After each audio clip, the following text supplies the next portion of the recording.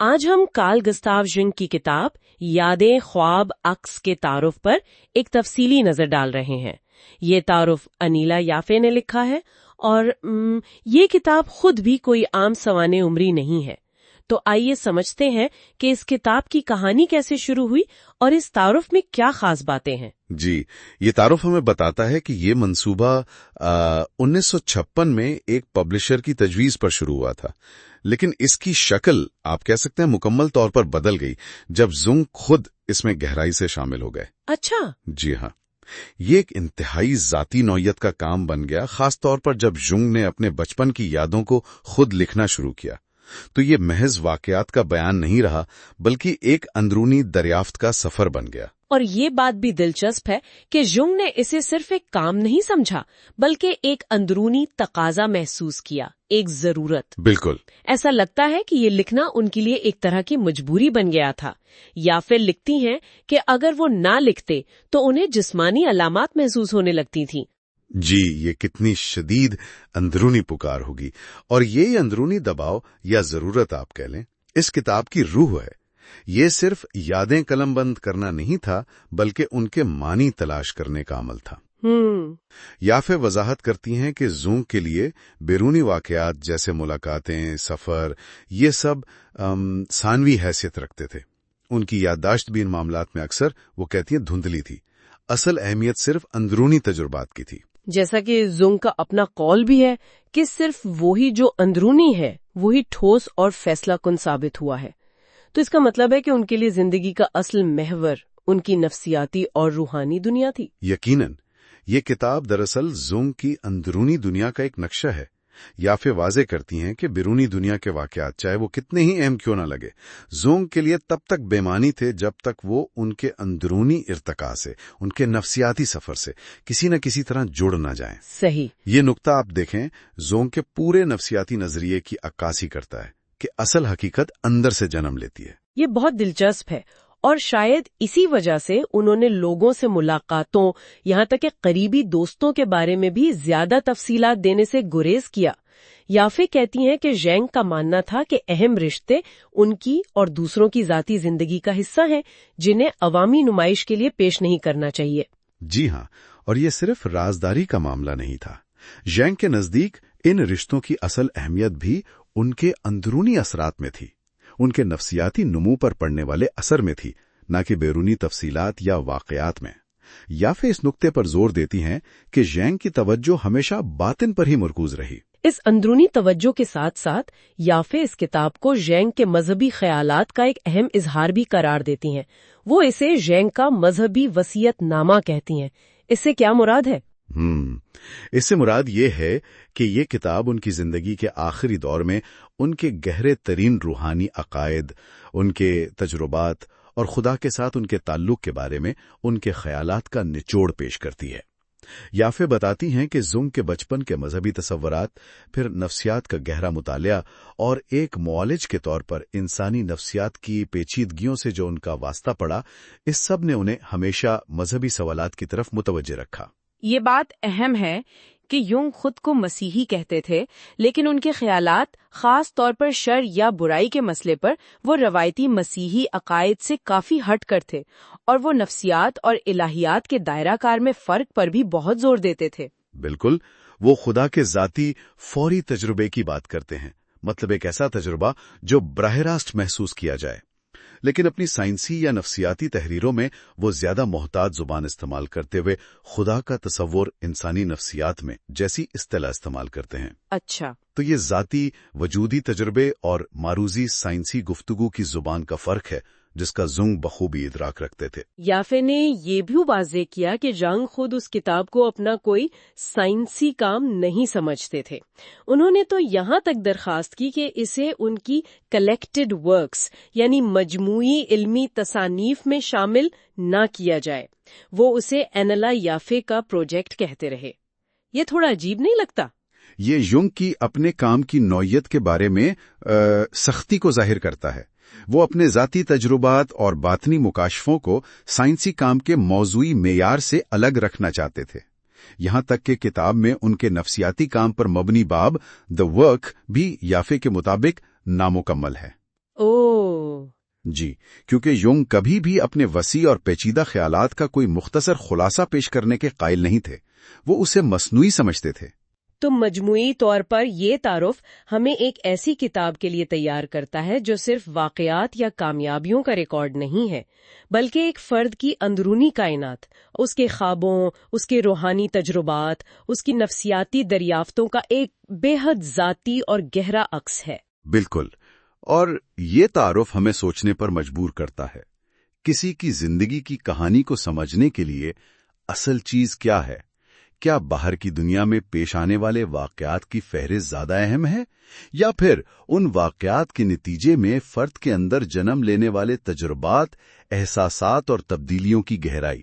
یہ کتاب اور یافے کا یہ تعارف بلا شبہ دوسری چیز یعنی اندرونی تجربات کی بنیادی اہمیت پر زور دیتا ہے۔ تو آج ہم کارل یونگ کی خود نوشت یادیں، خواب، عکس کے بالکل آپ کہہ لیں ابتدائی حصے پر بات کر رہے ہیں، پیش لفظ اور پہلا سال۔ جی، یہ وہ حصہ ہے جہاں یونگ اپنی زندگی کے وہ اولین بعض اوقات دھندلے سے ٹکڑے یاد کرتے ہیں۔ اور یہ صرف یادداشت نہیں ہے نا، یہ تو جیسے اندرونی تصویریں ہیں، کچھ احساسات، علامتیں۔ بالکل، اور یہی چیزیں بعد میں ان کے نفسیاتی کام میں، ان کی تھیریز میں بار بار سامنے آتی ہیں۔ تو آج کی یہ گفتگو ایک طرح سے یونگ کے بچپن کی اس اندرونی دنیا میں جھانکنے کی کوشش ہے۔ ہاں، سمجھنے کی کوشش ہے کہ وہ پہلی ہلچل کیا تھی، وہ دنیا جہاں خواب اور تنہائی شاید باہر کے واقعات سے بھی زیادہ اہم تھے۔ مقصد ان بنیادوں کو سمجھنا ہے جنہوں نے پھر یونگ کی ساری زندگی کی نفسیاتی کھوج کو راستہ دکھایا۔ بالکل، وہیں سے شروعات ہوئی۔ اچھا، یونگ کا ایک بنیادی خیال یہ بھی تھا کہ زندگی جو ہے وہ اصل میں لاشعور کا خود کو جاننے کا عمل ہے۔ جی ہاں، اور اسی لیے وہ کہتے تھے کہ کسی کی زندگی کو سمجھنا ہو تو سائنس شاید اتنی مددگار نہ ہو جتنی اسٹوریا یعنی متھ ہو سکتا ہے۔ صحیح، انہوں نے وہ رائزوم والی مثال بھی دی تھی۔ ہاں، وہ زمین دوز تنا، کہ اصل زندگی تو نیچے چھپی ہوئی جڑ میں ہے، اوپر جو دکھتا ہے وہ تو بس عارضی ہے۔ دیکھیں، میتھ یونگ کے لیے اس لیے اہم تھا کہ وہ مانتے تھے کہ یہ انفرادی سچائی کو، اس گہرے ذاتی تجربے کو سائنس کے مقابلے میں بہتر انداز میں بیان کرتا ہے۔ کیونکہ سائنس تو عمومی اصول بناتی ہے، اوسط لیتی ہے، بالکل، جبکہ متھ اندرونی حقیقت کی اس سبجیکٹیوٹی کی عکاسی کرتا ہے۔ یونگ کے لیے اصل اہم لمحے وہی تھے جب ان کے اپنے الفاظ میں لافانی دنیا اس عارضی دنیا میں داخل ہوتی تھی، یعنی جب کوئی گہرا اندرونی تجربہ ہوتا تھا۔ جی، کوئی خواب، کوئی شدید احساس، کوئی بصیرت۔ اور ان کی کچھ ابتدائی یادیں ہیں بھی بڑی دلچسپ، بلکہ عجیب بھی۔ کون سی والی؟ جیسے وہ پرام میں لیٹے ہوئے تھے اور سنہری دھوپ پڑ رہی تھی، اس کا احساس، دودھ کی پہلی خوشبو، یا وہ ایلپس کا پہلا نظارہ، اور جھیل سے خاص لگاؤ، اور وہ جو رائن آبشار سے بہہ کر لاش آئی تھی، ہاں، وہ واقعہ بھی۔ یہ تو کافی شدید بات لگتی ہے ایک بچے کے لیے۔ یقیناً، بظاہر یہ عام سی یادیں لگتی ہیں، لیکن یونگ کے لیے یہ بہت معنی خیز تھیں۔ دھوپ، خوشبو، یہ ابتدائی حسی بیداری ہے۔ اچھا، ایلپس، جھیل، یہ فطرت سے گہرا، شاید روحانی تعلق دکھاتا ہے۔ اور لاش والا واقعہ؟ وہ شاید موت سے، اسرار سے، زندگی کے ان پہلوؤں سے پہلا سامنا تھا جنہیں ہم عام طور پر بچوں سے دور رکھتے ہیں۔ تو یہ صرف بیرونی واقعات نہیں تھے، یہ اندرونی معنی سے بھرپور تجربات تھے۔ صحیح۔ اور اسی دوران بیرونی دنیا میں بھی چیزیں ہو رہی تھیں، جیسے ان کے والدین کی علیحدگی۔ اس کا کیا اثر ہوا؟ اس کا بھی گہرا اثر ہوا۔ وہ لکھتے ہیں کہ اس سے عورت کے تصور کے ساتھ ایک ناقابل اعتمادی کا احساس جڑ گیا، اور باپ کے ساتھ اعتبار تو تھا مگر ساتھ میں ایک بے بسی کا تاثر بھی۔ اچھا، اور اسی زمانے کا وہ مشہور، بلکہ کہنا چاہیے بدنام زمانہ خواب بھی ہے، وہ فالس والا۔ اوہ ہاں، وہ بہت ہی طاقتور خواب ہے۔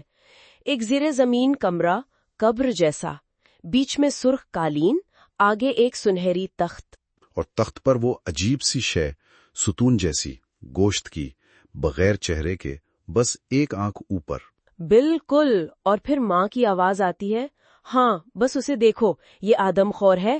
سوچیں ذرا اس کا اثر ایک بچے پر۔ یہ تو واقعی ذہن ہلا دیتا ہے۔ اور اسی طرح وہ جیزوٹ پادری والا خوف بھی تھا۔ جی، تو ینگ کے لیے یہ چیزیں، یہ خواب، یہ خوف، یہ صرف بچپن کی باتیں نہیں تھیں. نہیں، یہ کیا تھی پھر؟ یہ لاشعور سے براہ راست ملاقاتیں تھیں. یہ وہ پریما مٹیریا تھا، وہ خام مال، وہ بنیادی تجربات جن سے انہوں نے بعد میں اپنے نفسیاتی نظریات بنائے. اچھا، تو یہیں سے سب شروع ہوا؟ ایک طرح سے ہاں. خواب کی علامتیں، قبر، پردہ، تخت، وہ پراسرار شے، آدم خور کا لفظ، یہ سب ان کے لیے ایک گہرا ذاتی راز بن گیا، ایک بوجھ جسے وہ کسی سے کہہ نہیں سکتے تھے. شاید اسی رازداری اور تنہائی کے احساس نے انہیں وہ لکڑی کا چھوٹا سا مجسمہ، مینیکن، بنانے پر اکسایا؟ ہو سکتا ہے. وہ رسم بھی بہت دلچسپ ہے، اسے پینسل کیس میں، اٹاری میں چھپانا، اور ساتھ میں وہ کالا چکنا سا پتھر رکھنا اور وہ خفیہ زبان میں لکھے ہوئے تومار. جی، اور اس سے انہیں تحفظ کا احساس ملتا تھا. یہ صرف ایک بچے کا کھیل نہیں تھا، یہ ینگ کی نفسیات کی ایک ضرورت کو ظاہر کرتا ہے کہ باہر کی دنیا کی الجھنوں کے بیچ ایک خفیہ، محفوظ، اپنی اندرونی جگہ بنائی جائے. تو یہ ایک طرح کا کوپنگ میکانزم تھا؟ اس سے بھی زیادہ. ینگ نے بعد میں اسے اس بات کا ثبوت سمجھا کہ انسانی نفسیات میں قدیم، آثار قدیمہ جیسے اجزاء ہوتے ہیں. یہ ان کا ذاتی تجربہ تھا جو انہیں انسانی نفسیات کے بڑے آفاقی اصولوں سے جوڑ رہا تھا. اور یہ یاد انہیں کافی عرصے بعد آئی تھی نا، جب وہ اپنی کتاب پر کام کر رہے تھے. جی، لیبیڈو کی تبدیلیاں اور علامتیں لکھتے ہوئے تب انہیں اس واقعے کی اہمیت کا صحیح اندازہ ہوا. تو خلاصہ یہ کہ ینگ کے یہ پہلے سال صرف پس منظر نہیں تھے، بلکہ یہ ان کی روح کی زندگی بھر چلنے والی تحقیق کی وہ خاموش چھپی ہوئی جڑیں تھیں، وہی رائزوم والی بات. بالکل صحیح. ان کے ابتدائی تجربات جو بظاہر شاید عام لگیں، وہ ایک عجیب پراسرار شدت اور گہرائی لیے ہوئے تھے، اور اسی شدت نے لاشعور کے ساتھ ان کے بعد کے تمام مقابلوں کی سمت متعین کی. اور پھر یہی ابتدائی وجدان، خواب، یہ رسمیں، یہ آہستہ آہستہ ان کی تجزیاتی نفسیات کی بنیاد بنے. جی، یہیں سے ان کے آرکیٹائپس، اجتماعی لاشعور، انفرادیت کے عمل جیسے بڑے تصورات نے جڑیں پکڑیں. تو یہ سوچنے کی بات ہے. ہاں، یہ ہمیں بھی سوچنے پر مجبور کرتا ہے کہ ہمارے اپنے بچپن کے وہ کون سے ابتدائی، شاید اب بھولے بسرے، خفیہ تجربات ہیں، کون سی اندرونی تصویریں ہیں جو آج بھی ہماری شخصیت پر، ہماری زندگی کے فیصلوں پر انجانے میں اثر انداز ہو رہی ہوں گی. آج ہم کارل ینگ کی یادداشتوں کے دوسرے باب اسکول کے سال پر بات کر رہے ہیں. یہ صرف پڑھائی لکھائی کے سال نہیں تھے، بلکہ ایک شدید اندرونی کشمکش کا دور تھا. ایک طرف اسکول کی منطقی، عقلی دنیا تھی، اور دوسری طرف وہ غیر منطقی، وہ پراسرار قوتیں جو ان کے اندر یوں کہیں کہ جاگ رہی تھیں. جی بالکل. اور یہ وہ وقت تھا جب آپ کہہ سکتے ہیں فلسفے میں ان کی دلچسپی پیدا ہوئی، مذہبی تعلیمات سے ٹکراؤ شروع ہوا، اور وہ روح اور فکر کے ان پہلوؤں سے ملے جنہوں نے بعد میں ان کے کام کی بنیاد رکھی. تو آج ہم یہی کھوجیں گے کہ ان تجربات نے ینگ کی سوچ کو کیسے شکل دی. اچھا، ایک بہت ہی دلچسپ بات جو ینگ بتاتے ہیں وہ ان کی دو شخصیات کا احساس ہے. شخصیت نمبر 1 جو وہ اسکول کا لڑکا تھا، جو خاص طور پر ریاضی جیسے مضامین میں کافی جدوجہد کر رہا تھا. وہ الجبرا والی مثال کہ A برابر ہے B، B برابر ہے C تو A برابر ہے C، یہ بات انہیں سمجھ نہیں آتی تھی بلکہ ناگوار گزرتی تھی. عجیب ہے نا؟ ہاں، یہ صرف ریاضی سے مشکل نہیں تھی، یہ اصل میں رسمی عقلی نظاموں کے ساتھ ان کی ایک وسیع تر بے چینی کی علامت تھی. شخصیت نمبر 1 وہ روزمرہ کی دنیا سے مطابقت پیدا کرنے والا ایگو تھا. اور شخصیت نمبر 2 وہ زیادہ گہری تھی، پختہ، فطرت سے جڑی ہوئی. یہ ان کے لاشعور، یا جسے بعد میں انہوں نے سیلف کہا، اس کی ایک ابتدائی جھلک تھی. ان کی وہ اندرونی دنیا جو باہر سے خلفشار لگتی ہوگی، اصل میں خود کو سمجھنے کا ذریعہ بن رہی تھی. اسی دوران انہیں وہ شدید مذہبی تجربہ بھی ہوا، وہ کیتھیڈرل والا، ایک خوبصورت چرچ، اور پھر وہ خوفناک ناپسندیدہ خیال کہ خدا اپنے ہی بنائے گھر پر غلاظت گرا رہا ہے. جی، اور وہ اس خیال سے کتنی مزاحمت کرتے رہے. بالکل، لیکن جب آخر کار انہوں نے ہمت کی تو سزا کے بجائے انہیں ایک عجیب سی راحت اور آپ کہہ سکتی ہیں فضل کا احساس ہوا. یہ کیسے ہوا؟ اتنی بھیانک سوچ اور نتیجہ اتنا مثبت؟ دیکھیں، یہ یونگ کے لیے ایک بہت اہم موڑ تھا۔ اس نے نہ صرف خدا، گناہ اور فضل کے روایتی جو سیکھے سکھائے تصورات تھے ان کو چیلنج کیا، بلکہ یہ ان کا اپنی نفسیات کے تاریک پہلو، جسے وہ شیڈو کہتے ہیں، اس سے پہلا براہ راست ٹکراؤ تھا۔ یہاں انہوں نے سیکھا کہ مکمل ہونے کے لیے شرور کو ان تاریک پہلوؤں کا سامنا کرنا پڑتا ہے، انہیں قبول کرنا پڑتا ہے۔ اچھا۔ اور اس تجربے نے انہیں اپنے والد کی جو مذہبی کشمکش تھی اسے سمجھنے میں بھی مدد دی۔ وہ بیچارے ایک ایسے عقیدے سے چمٹے ہوئے تھے جو شاید خود ان کے اندر متزلزل ہو چکا تھا۔ تو اس تجربے کے بعد کمیونین ان کے لیے ایک بڑی مایوسی بنی، ایک کھوکھلی رسم لگی انہیں؟ جی، اس نے انہیں چرچ سے مزید دور کر دیا۔ اور والد پر بھی ترس آیا کہ وہ ایک ایسے بحران سے لڑ رہے ہیں جسے وہ خود تسلیم نہیں کر پا رہے تھے۔ تو اگر مذہب جواب نہیں دے رہا تھا تو پھر یونگ نے کہاں دیکھا؟ یہی مایوسی، جیسا آپ نے کہا، انہیں فلسفے کی طرف لے گئی، خاص طور پر شوپنہاور، کیونکہ شوپنہاور نے دنیا کے دکھوں اور تکلیف کو کھلے عام تسلیم کیا تھا۔ اچھا، یہ بات یونگ کے اپنے مشاہدات سے ملتی جلتی ہوگی، جیسے وہ بیمار مچھلیوں کا ذکر کرتے ہیں یا پھر فطرت کی بے رحمی کا۔ بالکل۔ پھر کانٹ کی دریافت ہوئی، خاص طور پر علم کی حدود پر کانٹ کے کام نے یونگ کو اپنی داخلی دنیا اور باہر کی حقیقت کے درمیان جو فرق تھا اسے سمجھنے میں مزید مدد دی۔ پھر وہ بے ہوشی کے دوروں والا واقعہ بھی ہے، وہ کیسے شروع ہوئے تھے؟ اسکول سے بچنے کے لیے؟ ہاں، بظاہر تو یہی لگتا ہے کہ اسکول اور ہوم ورک سے بچنے کا ایک طریقہ بن گئے تھے، لیکن پھر انہوں نے اپنے والد کو مالی پریشانیوں کی باتیں کرتے سنا، اور انہیں احساس ہوا کہ انہیں ذمہ داری اٹھانی پڑے گی۔ جی، اور تب انہوں نے صرف اپنی قوت ارادی سے ان دوروں پر قابو پا لیا۔ یہ بہت اہم ہے، یہ صرف بیماری پر قابو پانا نہیں تھا، یہ یونگ کی نیوروسس کی پہلی عملی سمجھ تھی۔ مطلب یہ کہ انہوں نے محسوس کیا کہ وہ اپنی حالت کے صرف شکار نہیں ہیں، بلکہ اس میں ان کی اپنی نفسیات کا، ان کے اپنے ذہن کا کردار ہے۔ یہ اپنی زندگی کی ذمہ داری قبول کرنے کی طرف ایک بہت ابتدائی مگر اہم قدم تھا۔ واہ! ان تمام گہرے انجمنی تجربات کے ساتھ ساتھ وہ تنہائی اور غلط فہمی کا بھی شکار رہے، جیسے وہ جرمن مضمون میں نقل کرنے کا جھوٹا الزام۔ ہاں، اس واقعے نے ان کے الگ تھلگ ہونے کے احساس کو اور پختہ کر دیا، یہ احساس کہ وہ دوسروں سے مختلف ہیں۔ اور یہ تنہائی، کیا یہ ان کی شخصیت نمبر 2 سے جڑی تھی؟ بالکل، ان کی وہ گہری داخلی زندگی، وہ منفرد تجربات، وہ راز جو ان کے پاس تھا، وہی انہیں دوسروں سے الگ بھی کرتا تھا، اور وہی ان کی اصل شناخت بھی تھی۔ یہ احساس کہ ان کے اندر کچھ ایسا ہے جو دوسروں سے پوشیدہ ہے، یہ ساری زندگی ان کے ساتھ رہا۔ تو خلاصہ یہ ہے کہ یونگ کے اسکول کے سال ایک ایسے ذہن کی کہانی ہے جو باہر کی دنیا کے دباؤ اور اپنی اندرونی سچائی کی آواز کے درمیان پھنسا ہوا تھا۔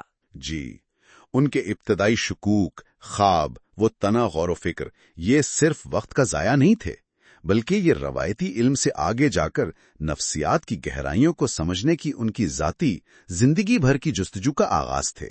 صحیح کہا، یہ باب واقعی ایک ایسی زندگی کی بنیاد رکھتا ہے جو نامعلوم کا سامنا کرنے کے لیے وقف تھی، نہ صرف باہر کی دنیا میں بلکہ خود اپنے اندر کی گہرائیوں میں بھی۔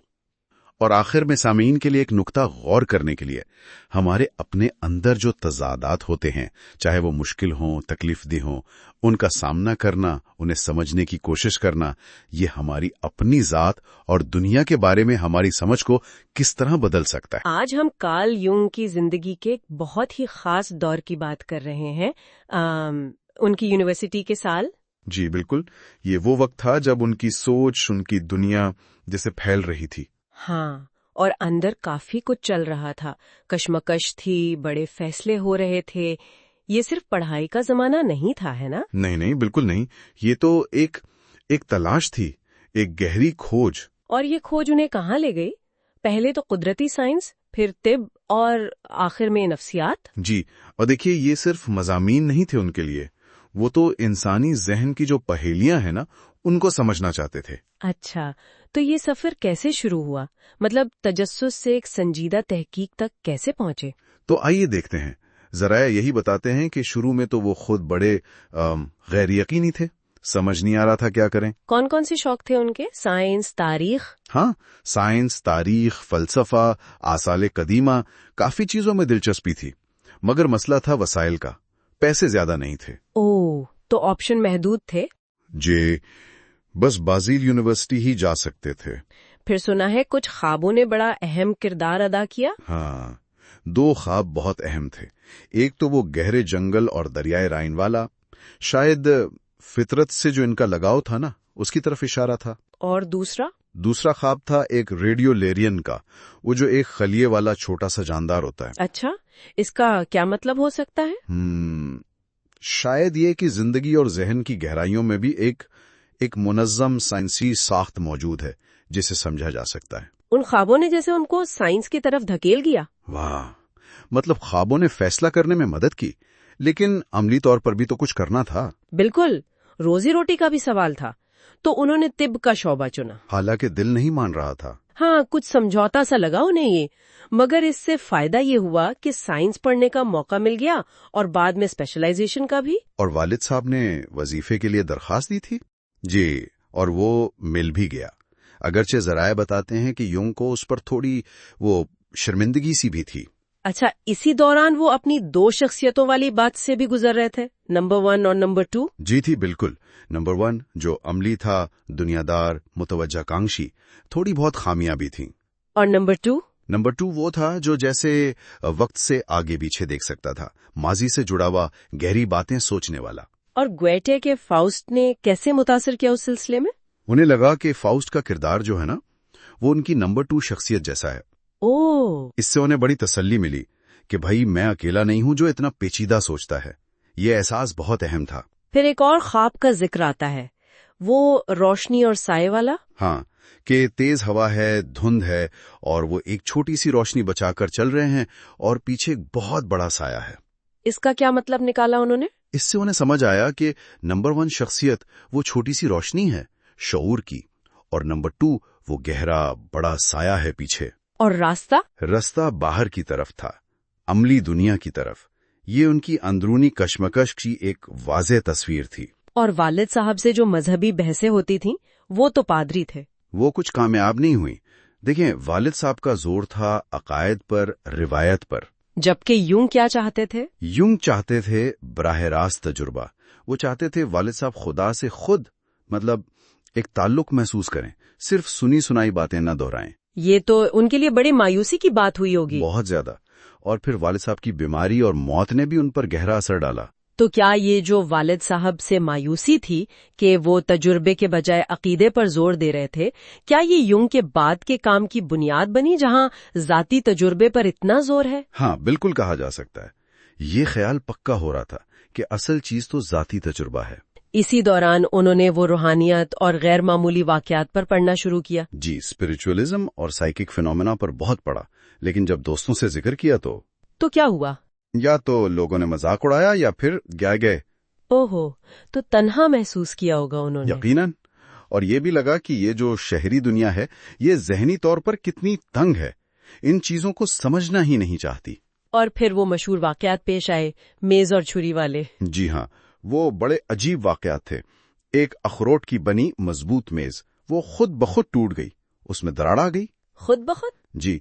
और फिर कुछ अरसे बाद रोटी काटने वाली एक पुरानी छुरी थी, वो कई टुकड़ों में टूट गई। है?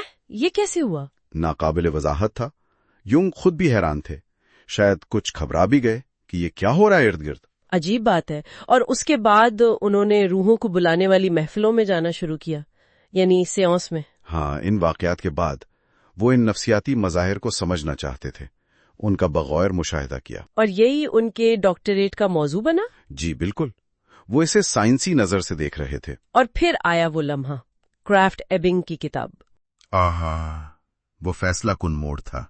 बिल्कुल, उन्होंने रिचर्ड वॉन क्राफ्ट एबिंग की नफ्सियाती बीमारियों पर किताब पढ़ी। और इसमें ऐसा क्या था?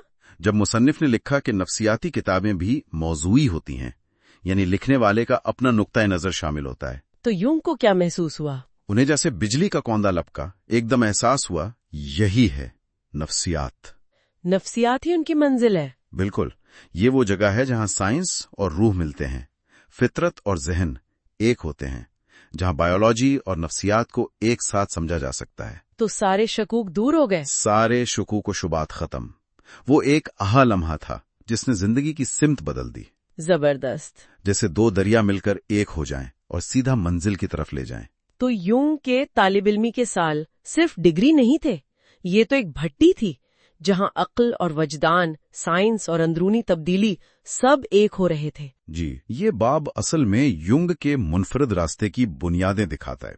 ये यकीन के हकीकी इल्म के लिए तजुर्बाती मुशाहिदा और रूह की अलामती गहराई दोनों जरूरी हैं। दोनों का मिलाप। जी, दोनों का मिलाप। और आखिर में एक सवाल छोड़ जाते हैं सोचने के लिए। नफ्सियात की दुनिया में जहां खुद मुआलिज की शख्सियत इतनी अहम है, क्या वाकई मुकम्मल मौरूजियत यानी ऑब्जेक्टिविटी मुमकिन है, या ये हमेशा एक गहरा जाती और मौजूई सफर ही रहता है? आज हम कार्ल युंग की याददाश्तों के चौथे बाब का एक तफसीली जायजा ले रहे हैं, खास तौर पर ज्यूरिख के बरगुज़िली क्लिनिक में उनके बिल्कुल इब्तिदाई नफ्सियाती काम का। ये वो वक्त था जब वो, आप कह सकते हैं, एक नौजवान डॉक्टर के तौर पर अपनी शनाख्त बना रहे थे। जी बिल्कुल। और ये समझना जरूरी है कि उस वक्त नफ्सियात का माहौल कैसा था। ज्यादातर तवज्जो सिर्फ अलामात देखने, उनकी लिस्ट बनाने, तशखीस का एक लेबल लगाने पर थी। अच्छा। आदादो शुमार जमा करना।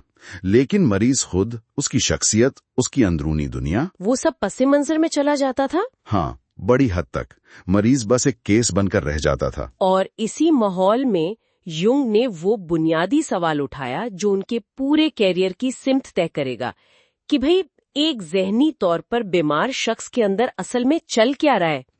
ये बहुत अहम सवाल था। उन्होंने महसूस किया कि ये सिर्फ बायोलॉजी का मामला नहीं है। यहाँ फ्रॉइड का जिक्र भी जरूरी है, खास तौर पर हिस्टीरिया और ख्वाबों पर उनका काम। इसने युंग को एक नई राह दिखाई। बिल्कुल। इसने युंग को ये समझने में मदद दी कि हर इनफरादी केस की गहराई में उतरना कितना जरूरी है। तो यहीं से वो ख्याल आया कि इलाज के लिए मरीज की अपनी वो जो छुपी हुई कहानी है। जी, वही कलीदी नुक्ता था। युंग कहने लगे कि असल इलाज तो इस जाती कहानी की खोज के बाद ही शुरू होता है। ये मरीज का राज है, वो चट्टान जिससे वो टकराता है। जब तक आप वहां नहीं पहुंचते, इलाज सतही रहता है। बिल्कुल। इस सिलसिले में एक केस बहुत ही काबिल जिक्र है। वो एक खातून थी जिन्हें मिलनकोलिया की तशखीस के साथ लाया गया था, शदीद उदासी जिसे कहते हैं। हाँ, बज़ाहिर तो एक आम सा केस लगता था उदासी का, लेकिन युंग को शुरू से ही शक था कि उसके पीछे कुछ और है। उन्होंने अपने तरीके इस्तेमाल किए, जैसे वो एसोसिएशन टेस्ट। अच्छा, वो कैसे काम करता है? कुछ खास अल्फाज बोलकर मरीज के लाशऊरी रद्द अमल, उसकी जज्बाती उलझनों को समझने की कोशिश, और ख्वाबों का तज्जिया भी किया। और इससे क्या सामने आया? इससे एक बहुत ही तकलीफदेह हकीकत सामने आई। एक पुरानी मोहब्बत में नाकामी और फिर लाशऊरी तौर पर अपनी ही बेटी की मौत का बायस बनना। ये उस डिप्रेशन की जड़ थी। ये जानकर तो युंग के लिए बड़ा मुश्किल फैसला होगा कि मरीजा को बताया जाए या नहीं। बहुत बड़ा इखलाकी मखमसा था। शायद उस वक्त के डॉक्टर्स तो कभी इजाजत ना देते, ये खतरनाक समझा जाता। लेकिन युंग ने क्या किया? युंग ने ये खतरा मोल लिया। उन्होंने मरीजा को एतमाद में लेकर इस सच्चाई से आगाह किया, और नतीजा हैरानकुन था। वो खातून सिर्फ 2 हफ्तों में ठीक होकर डिस्चार्ज हो गई। वाकई? और फिर कभी वापस नहीं आई? कभी नहीं। इससे युंग का ये यकीन पुख्ता हो गया कि असल मसला अलामात नहीं, बल्कि वो छुपी हुई कहानी है, वो राज है। तो ये बात सिर्फ मरीज की कहानी जानने तक नहीं, बल्कि शायद मुआलिज के अपने आप को समझने तक भी जाती है। यकीनन यहीं से युंग का वो नजरिया भी मजबूत हुआ कि मुआलिज का अपना तज्जिया, अपनी नफ्सियात को समझना कितना जरूरी है। वो जो बाद में कहा गया ना, सिर्फ जख्मी मुआलिज ही शफा दे सकता है। हाँ, सुनाए। उसका मतलब यही है कि मरीज की गहराई को समझने के लिए आपको अपनी गहराइयों से भी वाकिफ होना पड़ता है। इलाज एक 2 तरफा अमल है, एक मुकालमा है। और ये सिर्फ डिप्रेशन जैसे जज्बाती मसाइल तक ही महदूद नहीं था, ठीक? युंग ने तो बज़ाहिर बिल्कुल बेमानी हरकत में भी माना तलाश किए। वो बूढ़ी खातून वाला केस। हाँ, वो भी बड़ा दिलचस्प केस था। एक 70 साला खातून 40 साल से बिस्तर पर, और बस अजीब तरह से हाथ पांव हिलाती रहती थी। तशखीस क्या थी उनकी? तशखीस थी कैटाटोनिक डिमेंशिया प्रोकॉक्स, आजकल जिसे शदीद शिज़ोफ्रीनिया की एक किस्म कह सकते हैं। मरीज या तो बिल्कुल बेहिस्सो हरकत हो जाता है या अजीब हरकत दोहराता है, लेकिन युंग के लिए ये लेबल काफी नहीं था। उन्होंने कैसे पता लगाया? वो गौर करते रहे और एक रात उन्हें लगा कि ये हरकतें तो जूते बनाने वाले जैसी हैं। नर्स से पूछा, फिर मरीजा के भाई से राब्ता किया तो पता चला कि जवानी में वो एक मोची से मोहब्बत करती थी और उसी सदमे से उनकी हालत बिगड़ गई थी। वो हरकत मरते दम तक उस खोई हुई मोहब्बत से लाशूरी तौर पर जुड़े रहने की एक कोशिश थी, एक अलामत थी। यानी शदीद तरीन जहनी बीमारी जिसे हम साइकोसिस कहते हैं, उसमें भी अलामात बिल्कुल बेमानी नहीं होती, उनके पीछे भी कोई इंसानी तजुर्बा, कोई कहानी होती है। बिल्कुल। युंग ने कहा कि ऐसी हालतों में हम अपनी फितरत की तह से मिलते हैं। यही वजह थी कि उन्होंने शिज़ोफ्रेनिया के मरीजों की बज़ाहिर बेरब्त बातों को भी समझने की कोशिश की। जैसे वो मिसाल देते हैं बाबिट एस की। हाँ, बाबिट एस जो कहती थी मैं लोरीलाई हूँ। लोरीलाई वो अफसानवी किरदार है जो मल्लाहों को अपनी आवाज से भटका देती थी। अच्छा। तो वो ये इसलिए कहती थी क्योंकि डॉक्टर उनके केस को समझ नहीं पा रहे थे, वो उन्हें गुमराह कर रही थी। या एक और मरीजा का कहना, मैं सुकरात की नाइब हूँ, यानी मुझ पर भी सुकरात की तरह गलत इल्जाम लगाया जा रहा है। तो ये बज़ाहिर बेमानी बातें भी एक तरह से अपने कमतर होने के एहसास की तलाफी या गहरे मसाइल का इजहार थी। जी, युंग का मानना था कि इन सब के पीछे कहीं न कहीं एक नॉर्मल शख्सियत, एक बुनियादी इंसानी तजुर्बा मौजूद रहता है। तो खुलासा ये कि बरगुलज़िली में गुजरे ये साल युंग के लिए एक तरह की तजुर्बागाह थे, जहां उन्होंने सीखा कि जहनी बीमारी सिर्फ अलामात का मजमुआ नहीं, बल्कि उन अलामात के पीछे छुपे हुए मानी को समझना असल काम है। बिल्कुल। यहीं से उनका वो इनफरादी इलाज का तस्वुर निकला कि हर मरीज मुनफरिद है, हर मरीज के लिए एक मुख्तलिफ जुबान चाहिए। इलाज सिर्फ दवा देना नहीं, बल्कि एक मुकालमा है, एक मुश्तरका सफर है मरीज और मुआलिज का। और ये नजरियात जो इतनी दिहाइयों पहले बने, आज भी कितने मुताल्लिका लगते हैं। खुद को और दूसरों को सिर्फ लेबल्स के बजाय उनकी गहरी कहानियों के तौर पर समझना। जी हाँ, और ये हमें युंग के इस बात के ख्याल की तरफ भी लाता है कि जदीद दौर के जो बहुत से नफ्सियाती मसाइल हैं, वो शायद जिंदगी में गहरे मायने की कमी, हमारी जाती कहानियों या असातीर से ताल्लुक टूट जाने का नतीजा है। तो ये एक सोचने की बात है हमारे लिए कि क्या आज भी अपनी उस जाती कहानी, अपने अंदर के उस अस्तूर से दोबारा जुड़ना शायद ज़हनी और रूहानी सेहत की तरफ एक अहम कदम हो सकता है। आज हम कार्ल युंग की याददाश्तों में गहराई से जा रहे हैं, खास तौर पर बाब पंजम पर बात करेंगे। ये बाब है सिगमंड फ्रॉइड के साथ युंग के बड़े गहरे और पेचीदा ताल्लुकात पर। फ्रॉइड को तो युंग एक जमाने में नफ्सियात में अपना उस्ताद, तकरीबन वालिद जैसा मानते थे। बिल्कुल। और ये बाब शुरू होता है एक बड़े पुरजोश इब्तिदाई दौर से, जब दोनों मिलकर नफ्सियाती तज्जिये की बुनियादें रख रहे थे। लेकिन इसी जाहिरी इत्तेफाक के नीचे ना गहरे फलसफियाना इख्तिलाफात पहले से मौजूद थे, जो बस वक्त के साथ उभर कर सामने आए। तो आज हम कोशिश करेंगे कि इस अहम रिश्ते की पेचीदगियों को समझें। ये शुरू कैसे हुआ, फिर वो इख्तिलाफात कहाँ से आए, और आखिर में ये अलहदगी युंग के अपने नफ्सियाती सफर के लिए क्यों इतनी जरूरी हो गई। तो चलें इसका जायजा लेते हैं। युंग बताते हैं कि जब उन्होंने पहली बार फ्रॉइड की मशहूर किताब ख्वाबों की ताबीर पढ़ी, तो शुरू में तो वो ठीक से समझ ही नहीं पाए थे। लेकिन दिलचस्प बात यह है कि बाद में जब वो अपने वर्ड एसोसिएशन टेस्ट कर रहे थे, तो उन्हें फ्रॉइड के दबाव यानी रिप्रेशन के नजरिए की तस्दीक मिली अपने काम में। जी हाँ, मगर यहीं से आप देखें पहला इख्तिलाफ भी शुरू हो गया। युंग ने महसूस किया कि ये जो दबाव है, इसकी वजह हमेशा कोई जिनसी सदमा नहीं होती। फ्रॉइड का तो मरकजी ख्याल यही था ना। युंग के नजदीक समाजी हालात, जिंदगी के दुख सुख, अपनी इज्जत नफ्स, ये चीजें भी किरदार अदा करती थीं। लेकिन फ्रॉइड ने इसे युंग की नातजुर्बाकारी समझा, कहा कि अभी तुम नए हो। और ये भी अहम है कि तालीमी हलकों में फ्रॉइड की काफी मुखालफत थी। इसके बावजूद युंग ने सच्चाई की खातिर अवामी तौर पर फ्रॉइड का साथ दिया, हालांकि उन्हें पता था कि इससे उनके अपने करियर को नुकसान पहुंच सकता है। उनकी पहली मुलाकात वियना में हुई 1907 में, और वो 13 घंटे चली। आप सोचें जरा, युंग फ्रॉइड के ज़हानत से, उनकी शख्सियत से बहुत मुतासिर हुए।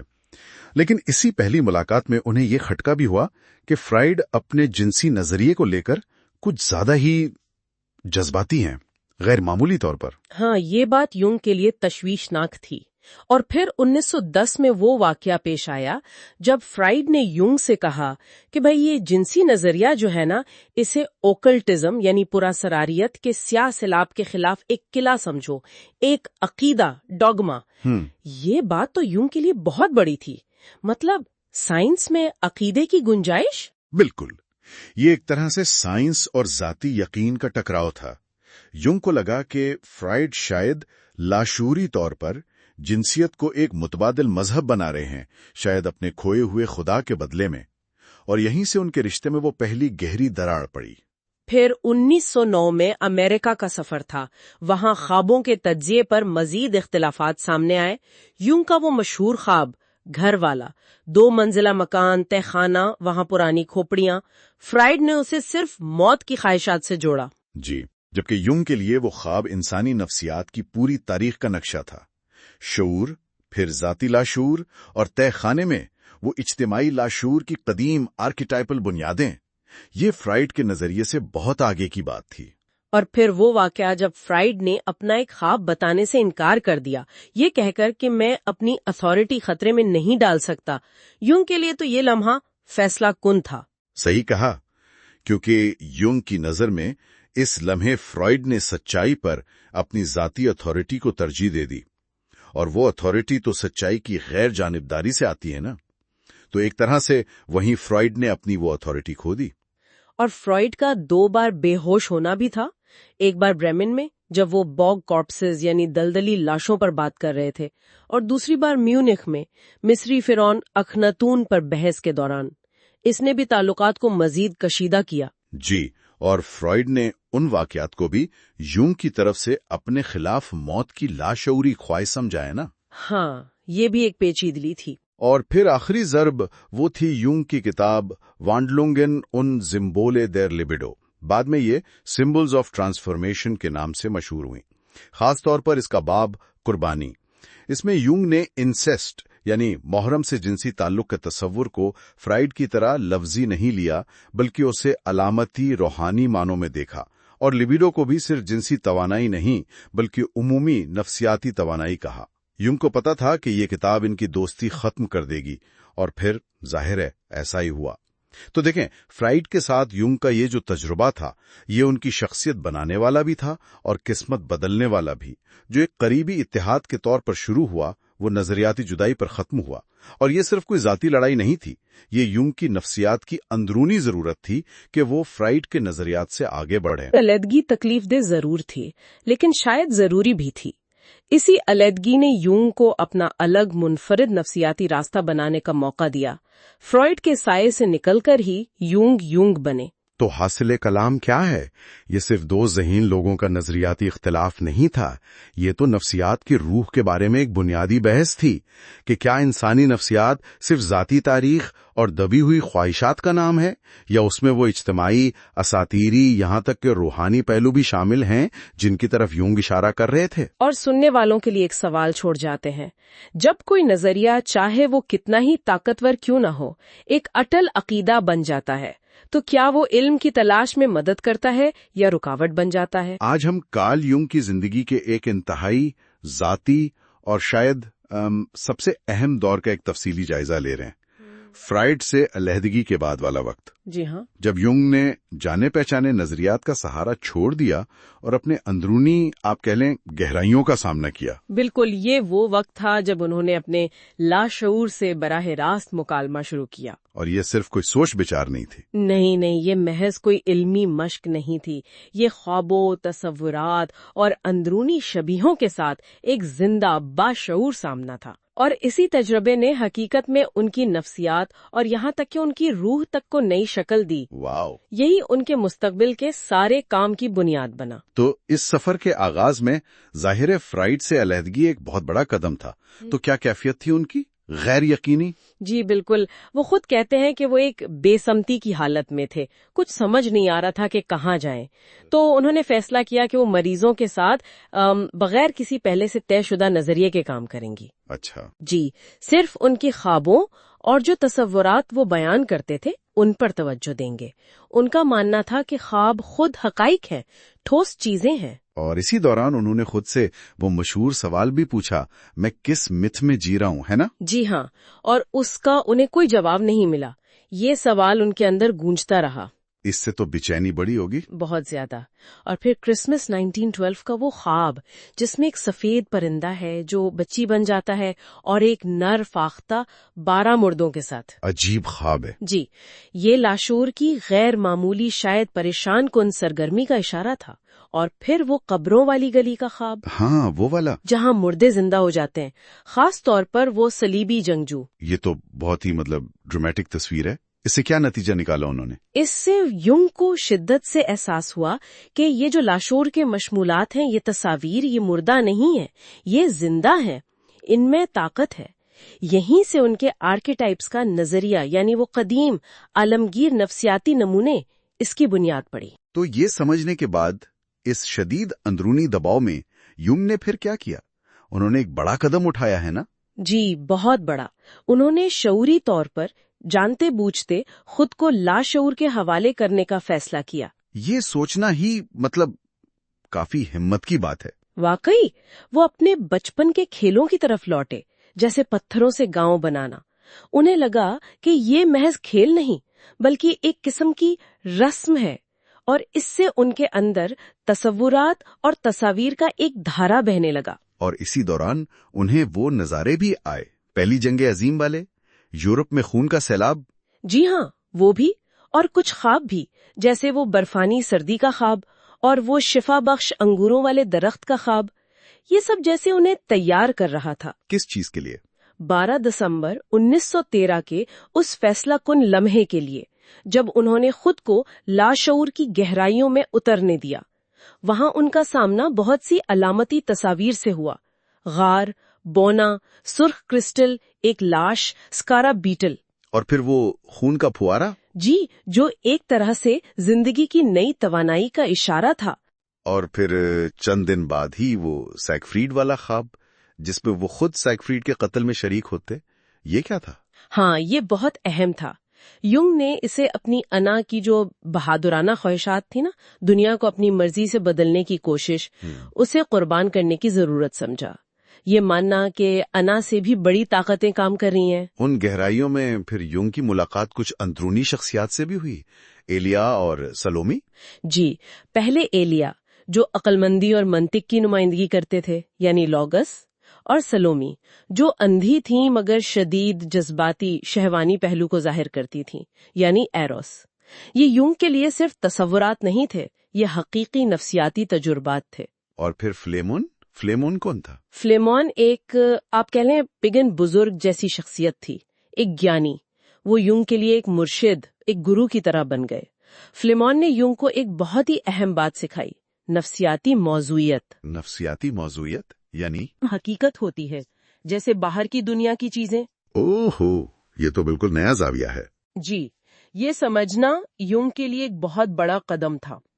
بعد میں کان نامی ایک اور شخصیت بھی ظاہر ہوئی جو زیادہ زمینی تھی، چیزوں کو ٹھوس شکل دینے والی.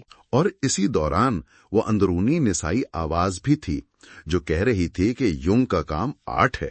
ہاں، لیکن یونگ نے اس سے اتفاق نہیں کیا. انہوں نے کہا نہیں، یہ آرٹ نہیں، یہ فطرت ہے، نفسیات کی اپنی حقیقی کارگزاری. انہوں نے اس آواز کو اینیما کے طور پر پہچانا، مرد کے لاشعور میں موجود نسائی آرکیٹائپ. اچھا. اور یہ بھی سمجھا کہ اینیما گمراہ بھی کر سکتی ہے، لیکن یہ لاشعور کی گہری تصاویر تک رسائی کا ذریعہ بھی بن سکتی ہے. تو ان تمام تجربات کو سنبھالنے کے لیے، انہیں سمجھنے کے لیے یونگ نے کیا طریقہ اپنایا؟ انہوں نے ان تمام تصورات، مکالمات، خوابوں کو پہلے اپنی سیاہ کتابوں میں لکھا اور پھر مشہور سرخ کتاب میں منتقل کیا. ساتھ ہی وہ منڈالا ڈرائنگز بنانے لگے، وہ گول دائرے جو مرکزیت اور تکمیل کی علامت ہیں. لیکن انہوں نے خود کو صرف اندرونی دنیا تک محدود تو نہیں کیا؟ نہیں، بالکل نہیں. یہ بہت اہم بات ہے. انہوں نے حقیقی دنیا، اپنے خاندان، اپنے کام کو کبھی نظر انداز نہیں کیا. اسے اندرونی دنیا کے مقابلے میں توازن قائم رکھنے کے لیے ضروری سمجھا. اور وہ 1916 والا واقعہ، سیپٹم سیرمونیس آد موٹوس، 7 خطبات. او ہاں، وہ تو بہت ہی عجیب تھا. ان کے گھر میں جیسے بھوتوں کی موجودگی محسوس ہوئی. بچے ڈر گئے اور ایک اجتماعی آواز گونجی، ہم یروشلم سے آئے ہیں. واقعی؟ جی، یونگ نے محسوس کیا کہ یہ آوازیں ان کے اپنے لاشعور سے نہیں بلکہ اجتماعی لاشعور کی گہرائیوں سے آ رہی ہیں، اور انہوں نے وہ مردوں کے لیے 7 خطبات لکھے. کمال ہے. پھر منڈالا ڈرائنگز کے ذریعے وہ سیلف یعنی نفس کل کے تصور تک پہنچے. بالکل. 1918-19 کے منڈالوں سے انہیں احساس ہوا کہ نفسیاتی نشوونما کا حتمی مقصد اور مرکز یہی سیلف ہے، اور 1927 کے لیورپول والے خواب نے اس کی تصدیق کر دی. ہاں، وہ تاریک شہر میں روشنی والا جزیرہ. جی، جس پر پھولوں بھرا درخت تھا، یہ سیلف کی مرکزیت اور اس کی شفا بخش طاقت کی واضح علامت تھی. تو یہ پورا دور جو تقریباً 1912 سے شروع ہوا، یوں کے لیے اس کی کیا اہمیت تھی آخر میں؟ دیکھیے، یہ ان کے تمام بات کے کام کی بنیاد بنا. یہ وہ پریما مٹیریا تھا، وہ بنیادی مواد جس پر ان کی پوری تجزیاتی نفسیات کھڑی ہوئی. انہوں نے یہ بھی سمجھا کہ لاشعور کی ان تصاویر کو صرف دیکھنا کافی نہیں، انہیں سمجھنا اور ان سے اخلاقی نتائج اخذ کرنا یہ ایک ذمہ داری ہے. اسی لیے انہوں نے اپنا روایتی علمی کریئر ایک طرح سے پس پشت ڈال دیا. جی، تاکہ ان تجربات پر پوری توجہ دے سکیں. تو خلاصہ یہ کہ یونگ کا لاشعور سے یہ سامنا حقیقت سے فرار نہیں تھا، بلکہ نفسیات کی نامعلوم گہرائیوں میں ایک بہت ہی جرأت مندانہ سفر تھا. یقیناً. اور اسی زندہ تجربے سے ان کے وہ کلیدی نظریات پیدا ہوئے جنہیں آج ہم پڑھتے ہیں: آرکیٹائپس، ایکٹیو امیجنیشن، اجتماعی لاشعور، اینیما، سیلف. یہ سب کتابوں سے نہیں، براہ راست تجربے سے آئے. اور یہ وہ موڑ تھا جہاں نفسیات صرف سائنس نہیں رہی بلکہ ایک روحانی جستجو بھی بن گئی. بالکل. یونگ نے دکھایا کہ اندرونی دنیا بھی اتنی ہی حقیقی اور اہم ہے جتنی بیرونی دنیا. صحیح. اور شاید سننے والوں کے لیے ایک نکتہ یہاں یہ ہو سکتا ہے کہ آج کی اس تیز رفتار زندگی میں کیا ہم کبھی رک کر اپنے اندر کی آوازیں سننے کی کوشش کرتے ہیں؟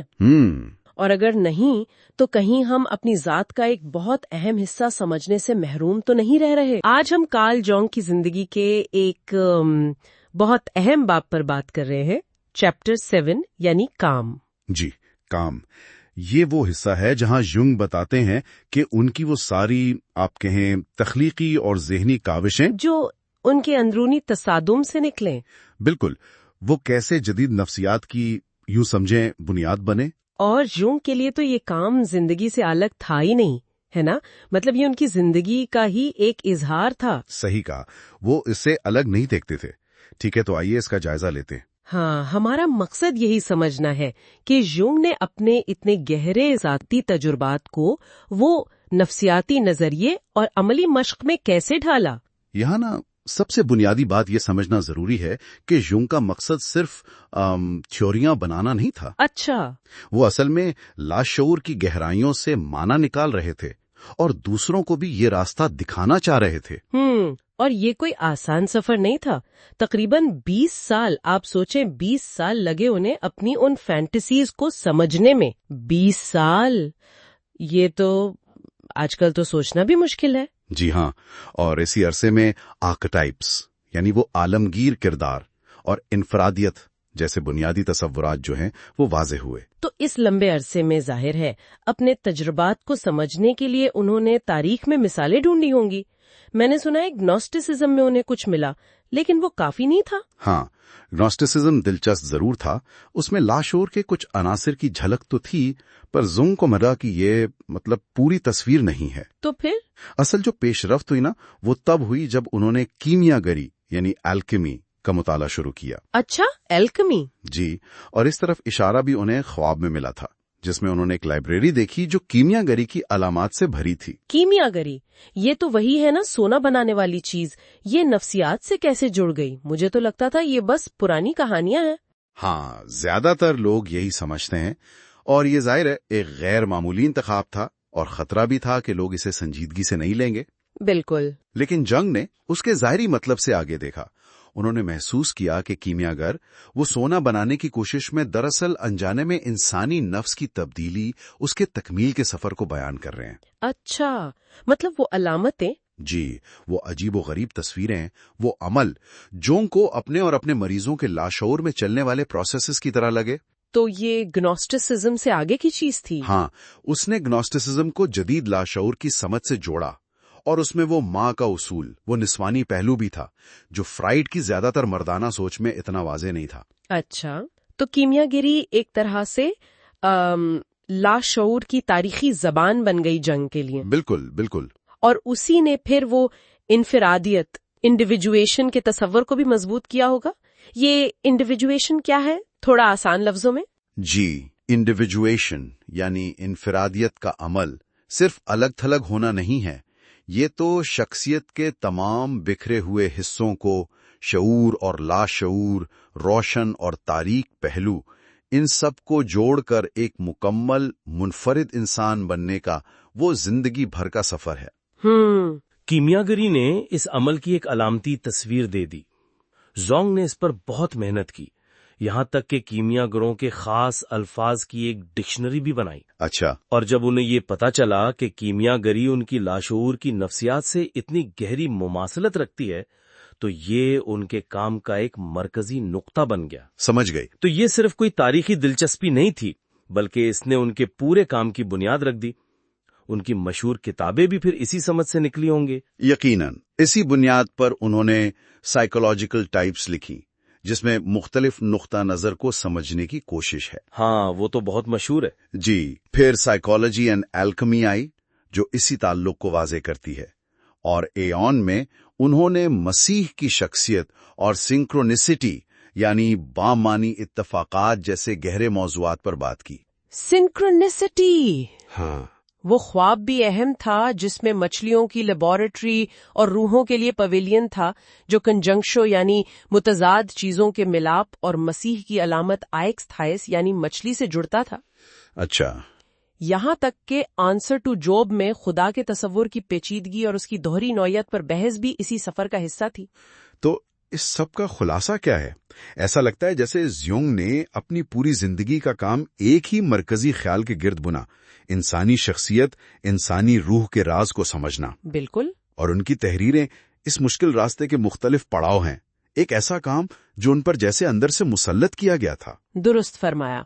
अगर हम इसे वसी तनाज़ुर से जोड़े ना, तो ज़्योंग का काम सिर्फ आप कहें एकेडमिक नजरियात बनाना नहीं था। ये लाशऊर की गहराइयों से माने खींचना था और दूसरों के लिए भी इस अंदरूनी सफर का एक नक्शा बनाना था।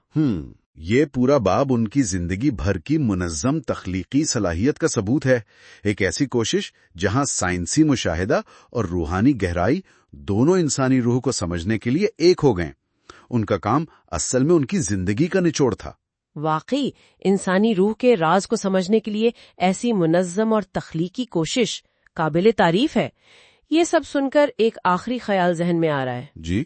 ये सोचने की बात है कि अगर यूंग ने तारीख में, जैसे ग्नोस्टिसिज्म में, कीमियागरी में, मज़ाहिब में, इन आर्केटाइप्स, इन बुनियादी नमूनों को देखा, तो आज के डिजिटल दौर और हमारी पॉपुलर कल्चर में ये बुनियादी नमूने कहाँ और किस शक्ल में नजर आ रहे होंगे। आज हम कार्ल जुंग की किताब यादें, ख्वाब, ख्यालात के एक बहुत ही खास बाब दी टावर पर बात कर रहे हैं।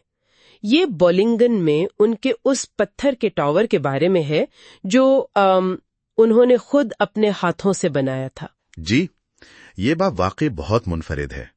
ये सिर्फ एक आप कहें इमारत की कहानी नहीं है, ये तो ज़ुंग की अपनी अंदरूनी दुनिया की झलक है। उनकी तन्हाई की जरूरत, रूहानी सुकून की तलाश, ये सब इसमें नजर आता है। ये टावर उनके लिए एक तरह से जदीद दुनिया के शोर से बचने की जगह थी, फितरत, खामोशी और अपनी जात की गहराइयों से जुड़ने का एक जरिया। تو آئیے اس پر ذرا تفصیل سے بات کرتے ہیں.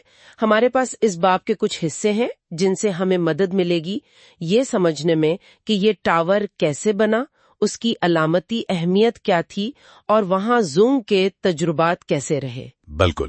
مجھے یہ بات ہمیشہ بہت دلچسپ لگی ہے کہ ایک آپ دیکھیں 20ویں صدی کا مشہور ماہر نفسیات وہ کیوں اپنے ہاتھوں سے پتھر کا ٹاور بنانے بیٹھ گیا.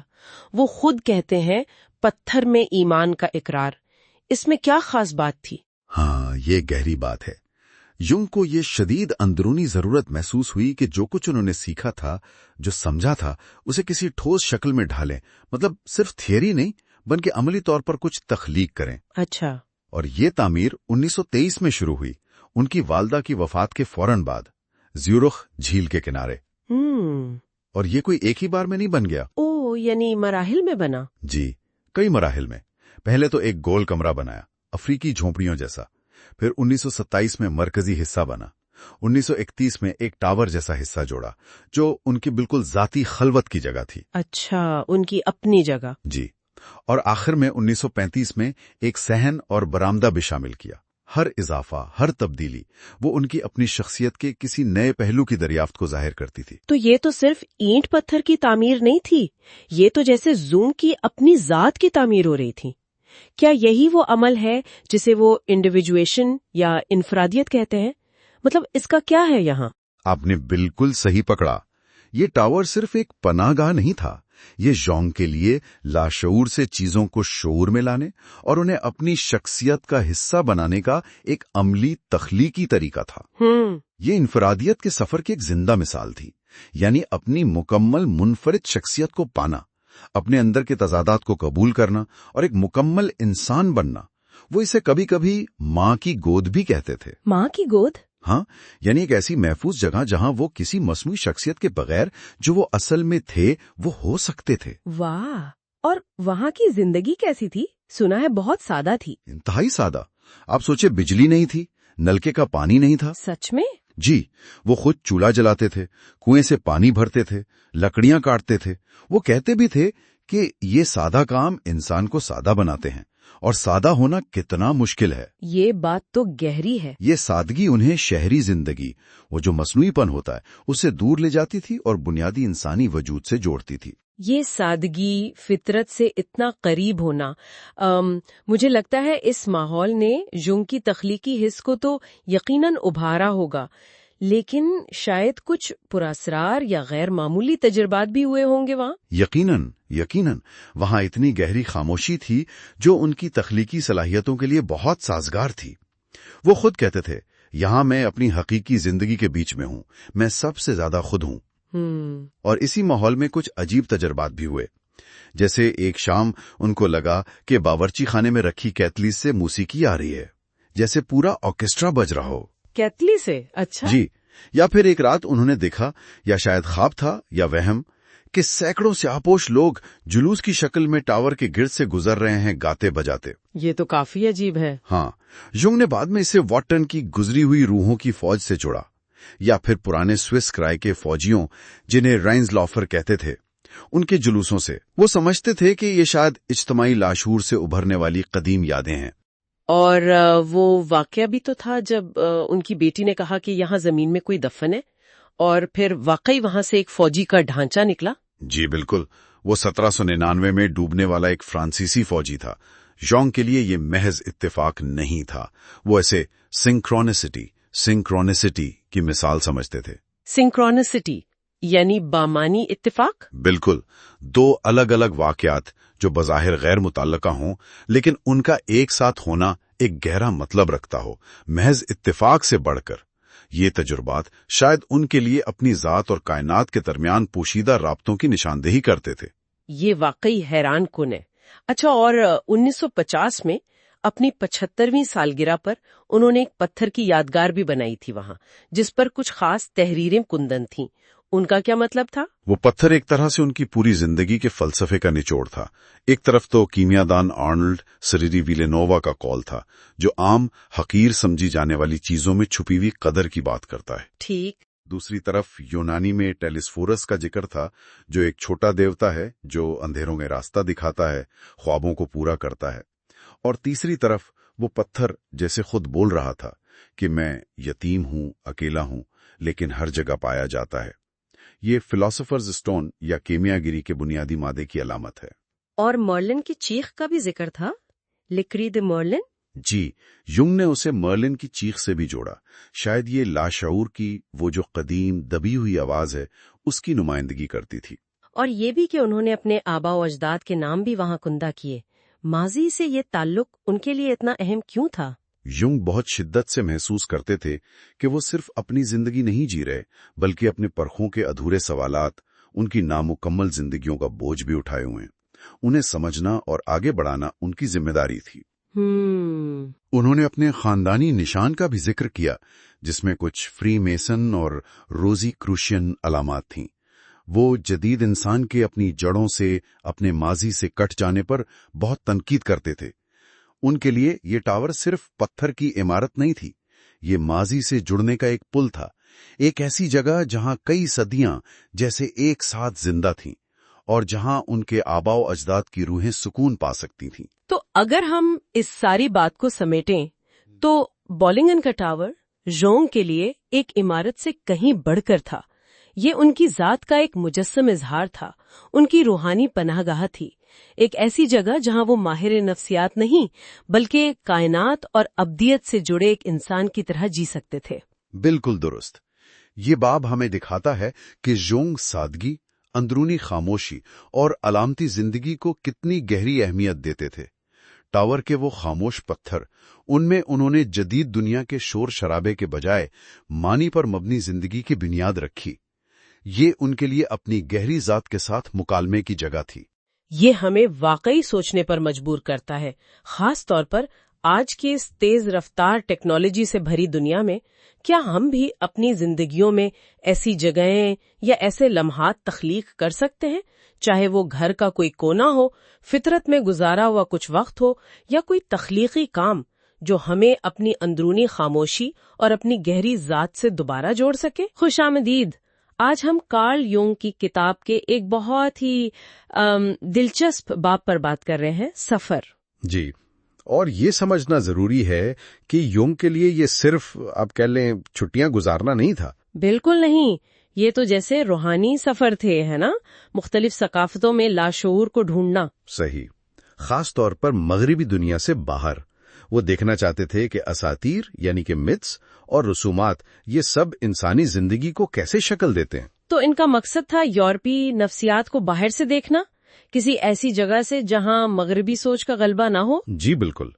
और ये सफर यूं समझें, उनके नफ्सियाती नजरियात को, खासकर इज्तमाई लाशऊर वाले नजरिए को वसअत देने में क्लीदी साबित हुए। अच्छा, तो ये जो इज्तमाई लाशऊर है, यानी वो मुश्तरका नफ्सियाती विरसा जो हम सब में है। हाँ, बुनियादी इंसानी तजुर्बात के पैटर्न्स की तरह।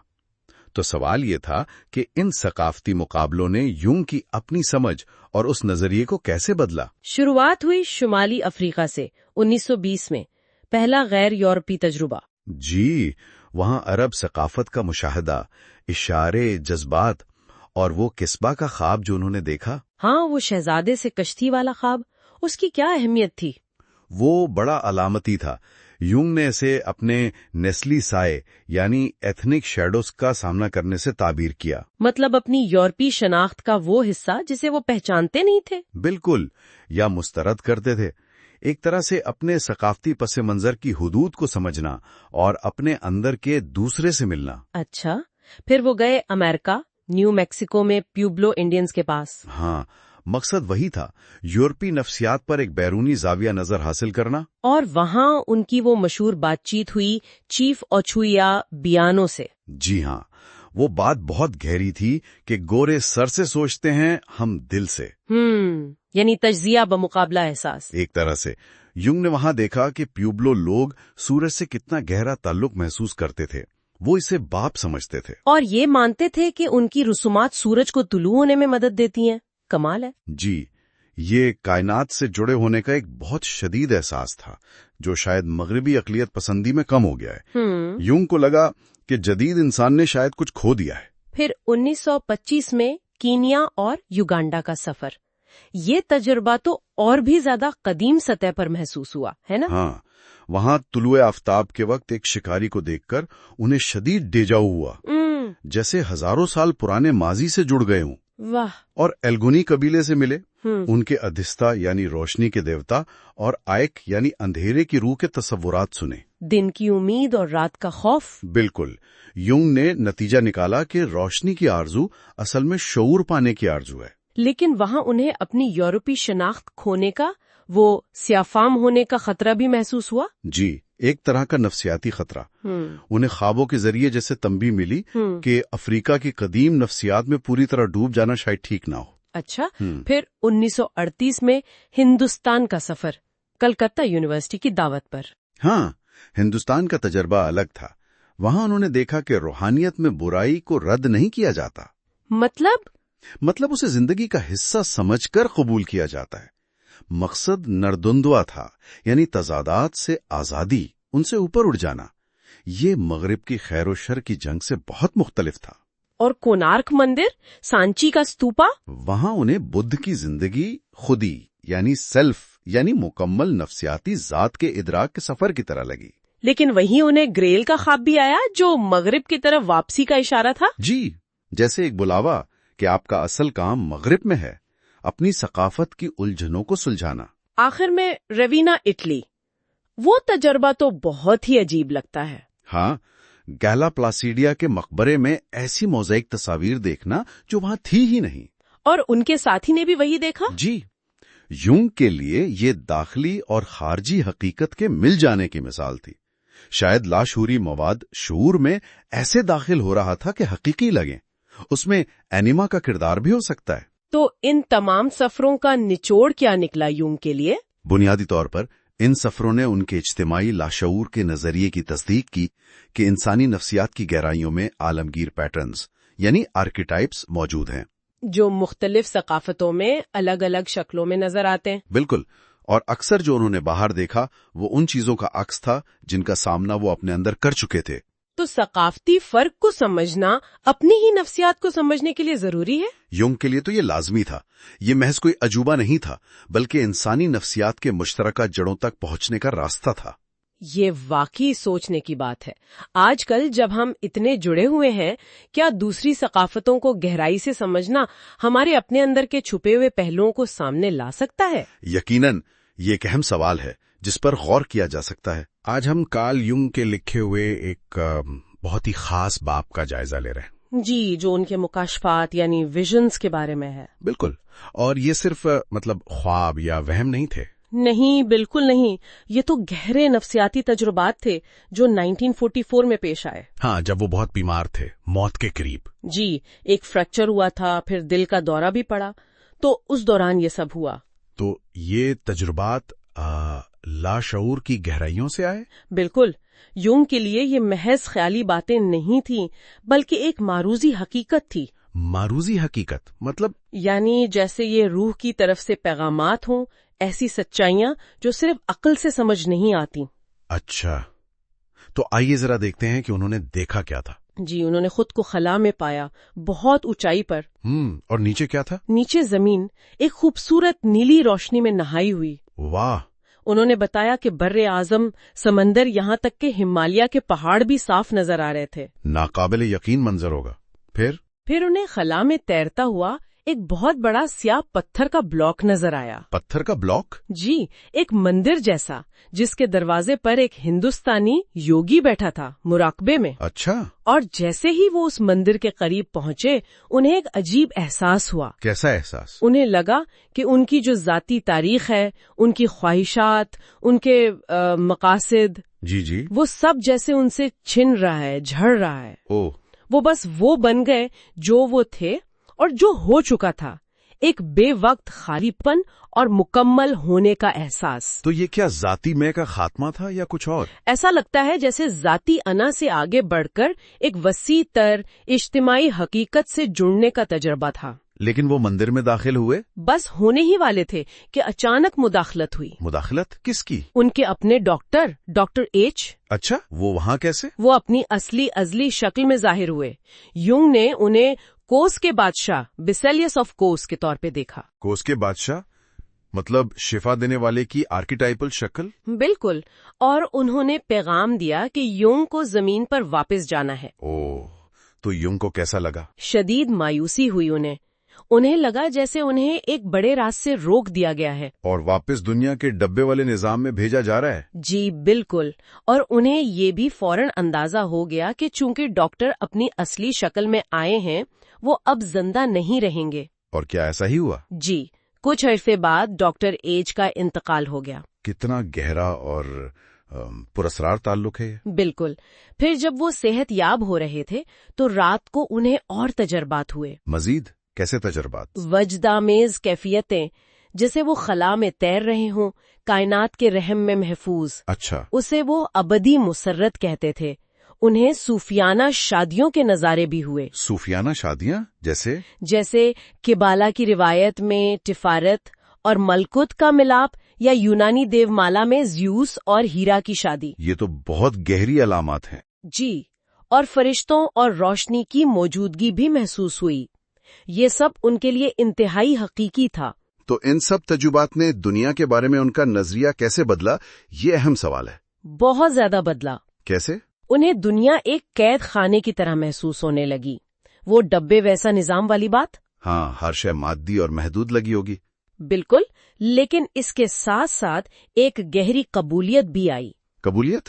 جی. اپنی تقدیر کو، اپنی فطرت کو، یہاں تک کہ اپنی غلطیوں کو بھی غیر مشروط طور پر قبول کرنا.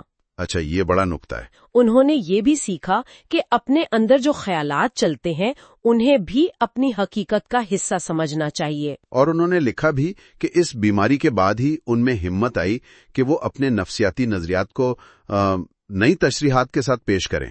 بالکل. اگر ہم اسے بڑے تناظر میں دیکھیں نا، جی، تو یونگ کے یہ مکاشفات صرف ذاتی نہیں تھے.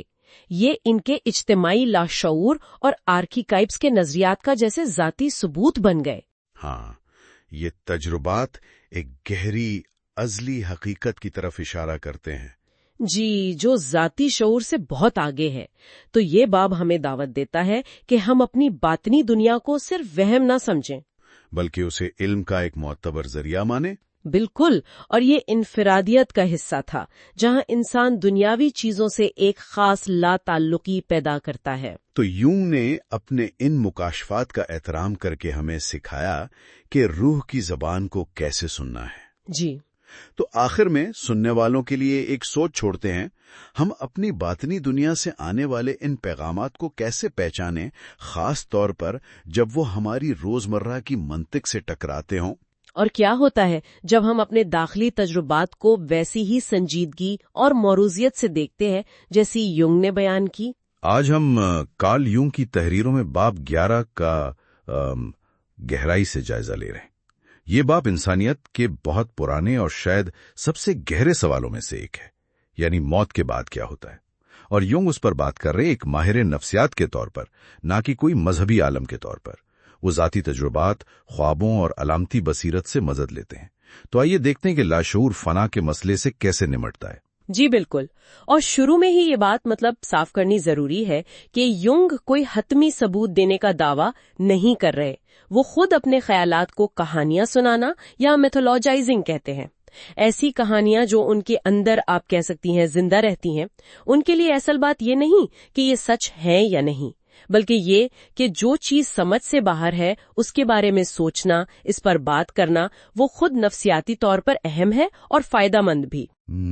یہ بڑا دلچسپ نقطہ ہے. تو کیا وہ یہ کہہ رہے تھے کہ جو جدید دور کی عقلیت پسندی ہے نا، جس نے موت کے بعد زندگی کے خیال کو تقریباً رد کر دیا ہے، کیا وہ اصل میں ہماری نفسیاتی زندگی کو نقصان پہنچا رہی ہے؟ جی ہاں، بالکل. یونگ کا یہی ماننا تھا کہ صرف عقل پر زور دینے سے ہم اپنی نفسیات کے ایک بہت اہم حصے کو نظر انداز کر دیتے ہیں. ان کے لیے نفسیات جو یہ افسانے یا کہانیاں بناتی ہے انہیں سننا اور ان پر غور کرنا ضروری ہے، بھلے وہ سائنسی طور پر ثابت ہوں یا نہ ہوں. وہ کہتے تھے کہ یہ کہانیاں ہماری اندرونی حقیقت کا حصہ ہیں۔ اچھا، تو یہ صرف نظریاتی باتیں نہیں تھیں، یونگ نے ذاتی تجربات کا بھی حوالہ دیا، خاص طور پر خوابوں کا، جیسے وہ ان کی والدہ کی موت سے پہلے والا خواب تھا۔ ہاں، انہوں نے کئی مثالیں دی۔ ایک تو وہی خوفناک خواب تھا جس میں ایک جنگلی شکاری ان کی والدہ کا پیچھا کر رہا تھا۔ انہیں لگا کہ یہ ان کی آنے والی موت کا اشارہ ہے۔ اور ایک اور واقعہ بھی بتایا، ایک دوست کی موت کے بعد کا، جب انہیں محسوس ہوا جیسے دوست کی روح نے انہیں لائبریری میں ایک خاص کتاب کی طرف رہنمائی کی ہو۔ یونگ انہیں ثبوت تو نہیں مانتے تھے، مگر نفسیات کیسے کام کرتی ہے اس کی مثالیں ضرور سمجھتے تھے۔ تو پھر ان مثالوں اور جے بی رائن کے تجربات کا حوالہ دے کر، جن کا تعلق شاید وہ ESP وغیرہ سے تھا، یونگ کیا نتیجہ نکالنے کی کوشش کر رہے تھے؟ جی، وہ جے بی رائن کے اس وقت کے خیر کچھ متنازع بھی تھے مگر مشہور تجربات کا ذکر کرتے ہیں جو ذہن کی غیر معمولی صلاحیتوں پر تحقیق کر رہے تھے۔ تو ان تجربات اور اپنے مشاہدات کی بنیاد پر یونگ اس امکان پر غور کرتے ہیں کہ شاید ہماری نفسیات کا کم از کم ایک حصہ وہ وقت اور جگہ کی جو عام پابندیاں ہیں نا، ان سے آزاد ہے۔ یعنی یہ ممکن ہے کہ ہمارا ذہن ان قانونوں سے ہٹ کے بھی کام کر سکتا ہے جن سے ہماری یہ مادی دنیا چلتی ہے۔ یہ ایک بالکل مختلف حقیقت کی طرف اشارہ ہے۔ اگر ایسا ہے تو پھر ہماری اس شعوری زندگی کا مقصد کیا ہے جو ان تمام حدود میں قید نظر آتی ہے؟ یونگ کے نزدیک اس کا کیا جواب تھا؟ یونگ کے لیے انسانی وجود کا جو بنیادی مقصد تھا وہ شعور کی روشنی کو پھیلانا تھا۔ جیسے وہ کہتے ہیں، محض ہونے کی تاریکی میں روشنی جلانا، مطلب زیادہ سے زیادہ خود آگاہی حاصل کرنا۔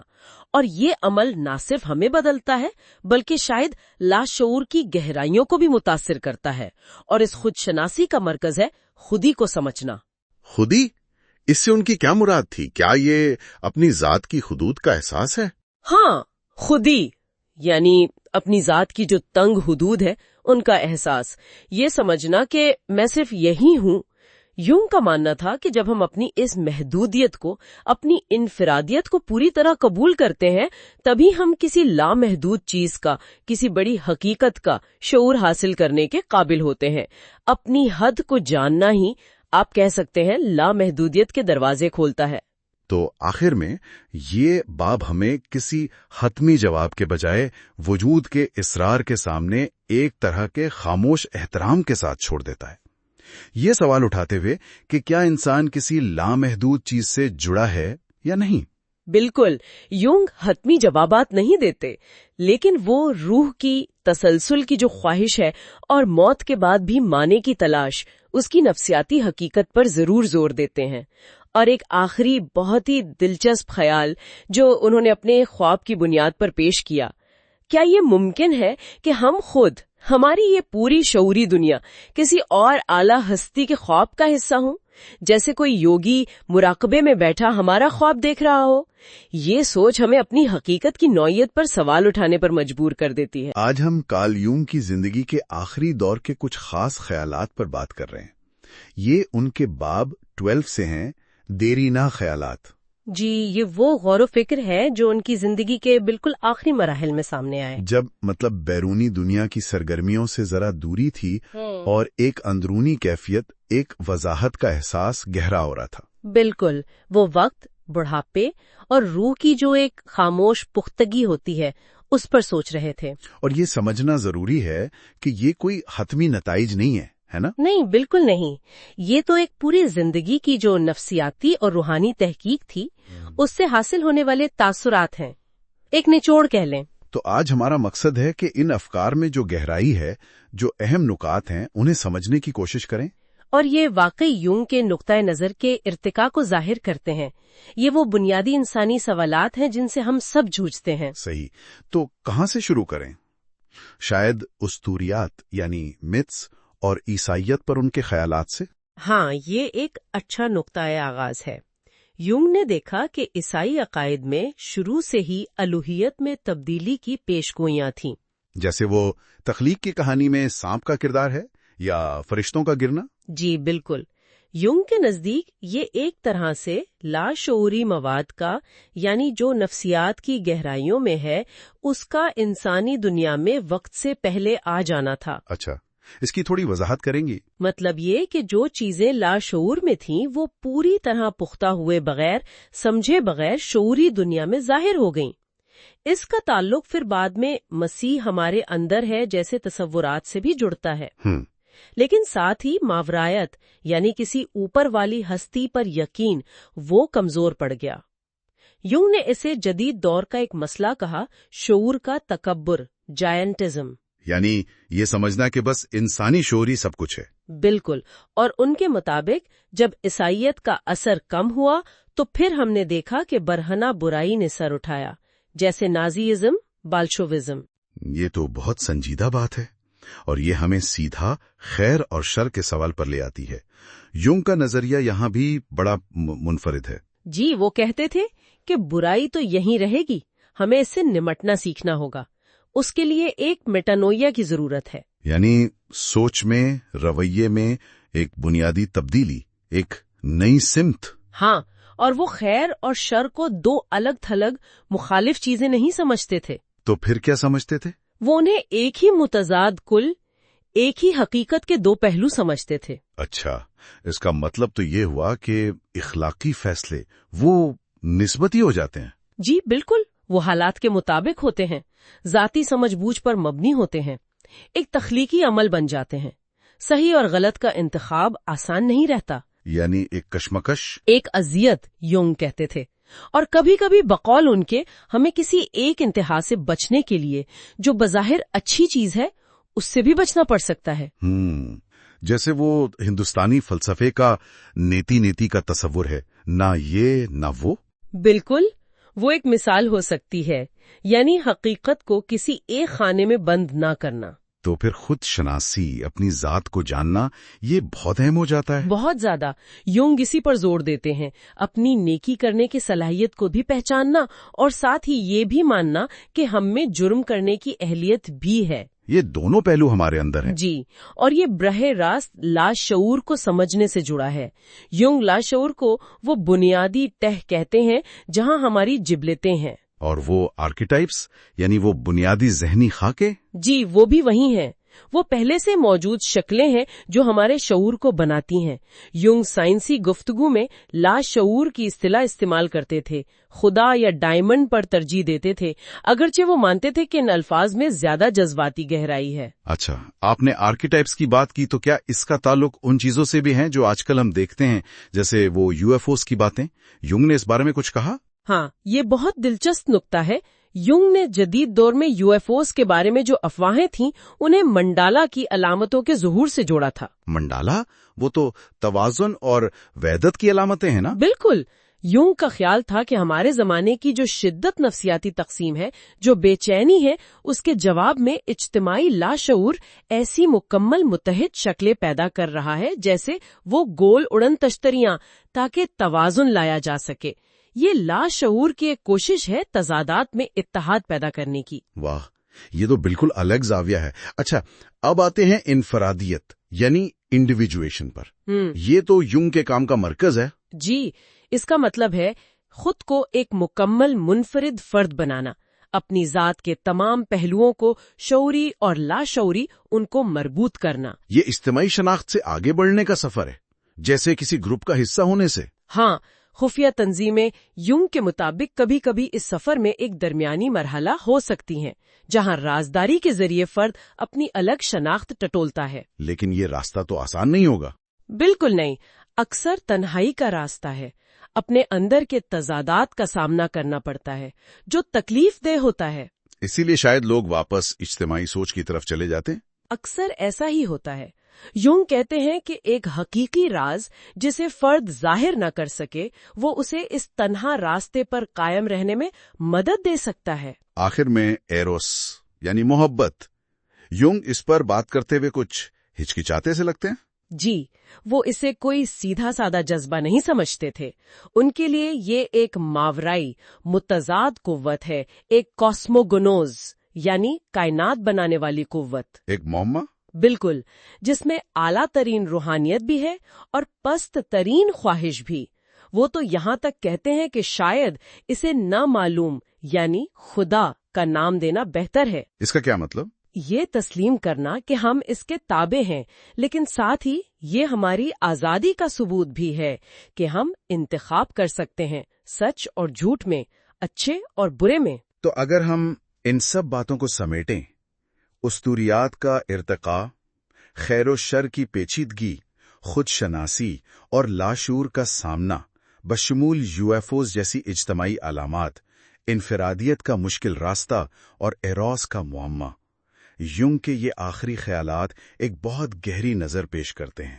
ایک ایسی نظر جو زندگی کو صرف واقعات کے تسلسل کے طور پر نہیں دیکھتی، بلکہ معنی کے مسلسل کھلنے، آشکار ہونے کے ایک عمل کے طور پر۔ یہ باب ہمیں اس خاموش دانائی کی جھلک دکھاتا ہے جو تب آتی ہے جب نفسی جدوجہد کرنے کے بجائے صرف مشاہدہ کرنے اور قبول کرنے لگتی ہے۔ اور شاید آج کے لیے غور کرنے کی بات یہی ہے کہ کیا ہم اپنی زندگیوں میں اپنی اندرونی کشمکش میں معنی کے اس مسلسل کھلنے کے عمل کو پہچان سکتے ہیں؟ جی بالکل، ویسے ہی جیسے یونگ نے اپنی عمر کے آخری حصے میں محسوس کیا اور بیان کیا۔ یہ ایک گہرا سوال ہے جس پر سوچا جا سکتا ہے۔ اس طرح کا سوچا سمجھا مواد تیار کرنے میں آپ جانتے ہیں کافی ریسرچ لگتی ہے، بڑی احتیاط سے ایڈیٹنگ کرنی پڑتی ہے، اور پھر AI وائس اوور اور پوسٹ پروڈکشن کے لیے وہ پیڈ ٹولز بھی چاہیے۔ تو اگر آپ کو ان ویڈیوز میں کوئی ویلیو نظر آتی ہے تو پلیز اس کام کو سپورٹ کرنے پر ضرور غور کریں، چینل ممبر بن کر یا جائز کیش کے ذریعے۔ لرن ود حمزہ یعقوب میں خوش آمدید۔ آپ کی حمایت، چاہے وہ شیئرنگ ہو، سبسکرائبنگ ہو یا کوئی تعاون، وہ اس کوشش کو جاری رکھنے میں بہت مدد کرتی ہے کہ ہم ایسے معنی خیز متن آپ تک لا سکیں۔ آج ہم کارل یونگ کی کتاب یادیں، خواب، عکس یعنی میموریز، ڈریمز، ریفلیکشنز کے بالکل اختتامی حصے پر بات کر رہے ہیں۔ یہ جو آخری حصہ ہے، اس میں لگتا ہے جیسے یونگ ایک قدم پیچھے ہٹ کر اپنے پورے سفر کو مجموعی طور پر دیکھ رہے ہیں۔ پس منظر کا جائزہ، یہ ریٹروسپیکٹ، یہ ان کی زندگی کے جو اہم موڑ تھے ان کا ایک بڑا پرسکون اور آپ کہہ لیں گہرا جائزہ ہے۔ جی بالکل۔ اور پھر ساتھ میں ہے زمیمہ یعنی اپینڈکس، یہ کہانی میں مزید سیاق و سباق اور گہرائی ڈالتا ہے۔ یہ دونوں مل کر ان کی شخصیت کی تصویر مکمل کرتے ہیں، ایک ایسی روح جس نے اپنی پوری زندگی آپ کہہ سکتی ہیں اندرونی سچائی کی تلاش میں لگا دی۔ تو آئیے دیکھتے ہیں کہ یونگ اپنی زندگی کے آخری حصے میں ان تجربات کو کس نظر سے دیکھتے ہیں۔ پس منظر کے جائزے میں وہ حکمت پر، تنہائی پر اور ایک خاص اندرونی تخلیقی قوت پر بات کرتے ہیں۔ جی، وہ ڈائمنڈ والی بات۔ ہاں، ڈائمنڈ۔ وہ کہتے ہیں کہ یہ قوت انہیں آگے بڑھاتی رہی۔ وہ یہ بھی کہتے ہیں کہ بھئی میں کوئی بابا یا گرو نہیں ہوں، صحیح، بس ایک ندی کنارے کھڑا شخص ہوں جو فطرت کو دیکھ رہا ہے۔ مجھے یہ ڈائمنڈ والی بات بڑی دلچسپ لگی۔ یہ کیا چیز تھی؟ یہ کیسی قوت تھی؟ دیکھیں، یہ ڈائمنڈ یونگ کے لیے ایک طرح سے ایک خود مختار تخلیقی جذبہ تھا، کوئی ایسی چیز جو ان کی اپنی مرضی سے بھی بالا تر ہو کر انہیں چلاتی تھی۔ اچھا، مطلب ان کے کنٹرول میں نہیں تھی؟ ایک حد تک نہیں۔ وہ اسے ایک ایسی طاقت کے طور پر بیان کرتے ہیں جو بڑی بے رحمی سے انہیں آگے دھکیلتی رہی، چاہے اس سے انہیں خود تکلیف ہو یا دوسروں کو۔ کافی شدید بات ہے۔ جی، یہ جیسے ان کی زندگی کے مشن کا مرکز تھی، اور اسی حصے میں وہ اپنی تنہائی کا بھی ذکر کرتے ہیں۔ ہاں، تنہائی کا ذکر بھی ہے۔ وہ تنہائی اس احساس سے پیدا ہوتی تھی کہ وہ شاید دوسروں سے کچھ زیادہ جانتے ہیں یا سمجھتے ہیں، جیسے ان کے اور باقی لوگوں کے بیچ کی جو تقسیم کرنے والی دیواریں ہیں وہ شفاف ہو گئی ہوں۔ واہ! اور وہ پس منظر کے جو گہرے عوامل ہیں انہیں محسوس کر سکتے ہیں۔ تو یہ ڈائمنڈ اور یہ تنہائی کا احساس، یہ سب ان کی زندگی کے تجربے کا ایک آپ کہیں لازمی حصہ تھا۔ بالکل۔ اور پھر آتا ہے زمیمہ۔ یہ کس طرح کہانی کو مزید مکمل کرتا ہے؟ اس میں کیا خاص ہے؟ زمیمہ جو ہے وہ ان کے تجربات کی مزید پرتیں کھولتا ہے۔ اس میں سب سے مشہور تو وہ سیپٹم سرمونز ایڈمورتیوس ہیں۔ ہاں، مردوں کے لیے 7 خطبات، یہ کافی مشہور ہے۔ جی، یہ اصل میں نجی تحریریں تھیں جو انہوں نے صرف کچھ قریبی دوستوں میں شیئر کی۔ ان میں ہمیں یونگ کی نفسیات کی گہرائیوں کا اندازہ ہوتا ہے۔ اچھا۔ اور وہ تصورات جن پر انہوں نے بعد میں آپ جانتی ہیں تفصیل سے کام کیا، ان کی ابتدائی جھلک نظر آتی ہے۔ कौन से तस्वुरात? जैसे प्लेरोमा का तस्वर, यानी वो हालत जो सब कुछ भी है और कुछ भी नहीं, और अब्रैक्सिस, वो कुव्वत जो तजादात को, जैसे अच्छाई, बुराई, जिंदगी, मौत, इन सब को इकट्ठा करती है। ओ, अब्रैक्सिस, ये बड़ा पेचीदा तस्वुर लगता है। तो ये ज़मीमा सिर्फ यही नहीं है, इसमें फ्राइड के साथ उनकी जो खतो किताबत थी वो भी है। सही। अमेरिका और शुमाली अफ्रीका के सफर के दौरान लिखे गए खतूत हैं, और रिचर्ड विलम जैसे लोगों के साथ उनके ताल्लुकात के बारे में भी मवाद है, जो उनके ख्यालात को एक वसी तनाजुर देता है। तो ये अब्रैक्सिस जैसे तस्वुरात जो तजादात को यकजा करते हैं, क्या ये वही हिकमत है जिसका जिक्र वो पस मंजर के जायजे में कर रहे थे? क्या इन तजादात को कबूल करना ही उनकी जिंदगी का, आप कहें, निचोड़ था? बिल्कुल, आपने बहुत अहम नुक्ता उठाया है। सेप्टम सरमोनीज में जो तजादात को समझने की कोशिश है और पसे मंजर के जायजे में जिंदगी को उसकी तमाम पेचीदगियों के साथ कबूल करने का रवैया, ये दोनों चीजें जुड़ी हुई हैं। अच्छा। युंग अपनी जिंदगी को हैरानी, मायूसी, खुशी, परेशानी, इन सब मिले जुले जज्बात के साथ कबूल करते नजर आते हैं। वो एक जगह कहते भी हैं, मैं मुतमैन हूँ और मुतमैन नहीं हूँ, मैं लोगों से मायूस हूँ और खुद से मायूस हूँ, मैंने लोगों से हैरत अंगेज चीजें सीखी हैं और अपनी तवक्को से ज्यादा पाया है। यानी कोई एक सीधा जवाब नहीं है। जी, वो जिंदगी के बारे में कोई हतमी फैसला नहीं दे सकते, क्योंकि उनके नजदीक ये बहुत वसी है, बहुत मुतजाद है। ये बहुत गहरी बात है। वो एक जगह ये भी कहते हैं कि मैं एक नामालूम बुनियाद पर मौजूद हूँ। तमाम गैर यकीनी सूरत हाल के बावजूद मैं तमाम वजूद की बुनियाद में एक ठोसपन और अपने वजूद के अंदाज में तसलसल महसूस करता हूँ। बिल्कुल। ये एहसास कि वो किसी बड़ी, नामालूम लेकिन ठोस कुव्वत के साथ जुड़े हुए हैं, ये काफी ताकतवर है। यकीनन। और ये जो हतमी अकासी है ना, ये युंग की जिंदगी के बिखरे हुए टुकड़ों को जोड़ती है। ये सिर्फ एक खुलासा नहीं है। नहीं, खुलासा तो नहीं लगता। ये इस बात पर एक गौर व फिक्र है कि बामानी तौर पर और शऊरी तौर पर जीने का मतलब क्या है। जिंदगी के तमाम तजादात को, खुशी, गम, कामयाबी, नाकामी, उन सबको कबूल करना, और ये मान लेना कि इंसानी तजुर्बा हमारी समझ से कहीं ज्यादा वसी है। सही। वो आखिर में यही महसूस करते हैं कि उन्हें किसी मालूम नहीं लेकिन ठोस बुनियाद पर कायम रखा गया है। और शायद यही वो आखिरी सोच है जो सुनने वालों के लिए छोड़ी जा सकती है। जी। कि क्या जिंदगी का कोई हतमी वाज़े मतलब समझना वाकई जरूरी है, या शायद उसके इसरार को, उसकी जो नाकाबिल फहम नोयत है, उसे कबूल करना ही एक भरपूर और मुकम्मल जिंदगी गुजारने की क्लीद है। बहुत खूबसूरत सवाल है। जैसा कि युंग ने महसूस किया, शायद वजूद की उस ठोस, नाकाबिल फहम बुनियाद को महसूस करना ही काफी हो, चाहे हम उसे पूरी तरह समझ ना भी पाएं। देखने का बहुत शुक्रिया। अगर ये सिलसिला आपके साथ गूंजता है तो लाइक, शेयर और सब्सक्राइब करना ना भूलें। आप मेंबर बनकर या जैज़ कैश के जरिए भी इस चैनल को सपोर्ट कर सकते हैं।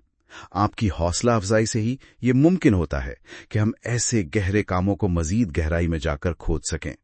फलसफा, नफ्सियात और अदब के मजीद सफरों के लिए जुड़े रहें सिर्फ लर्न विद हमजा याकूब पर।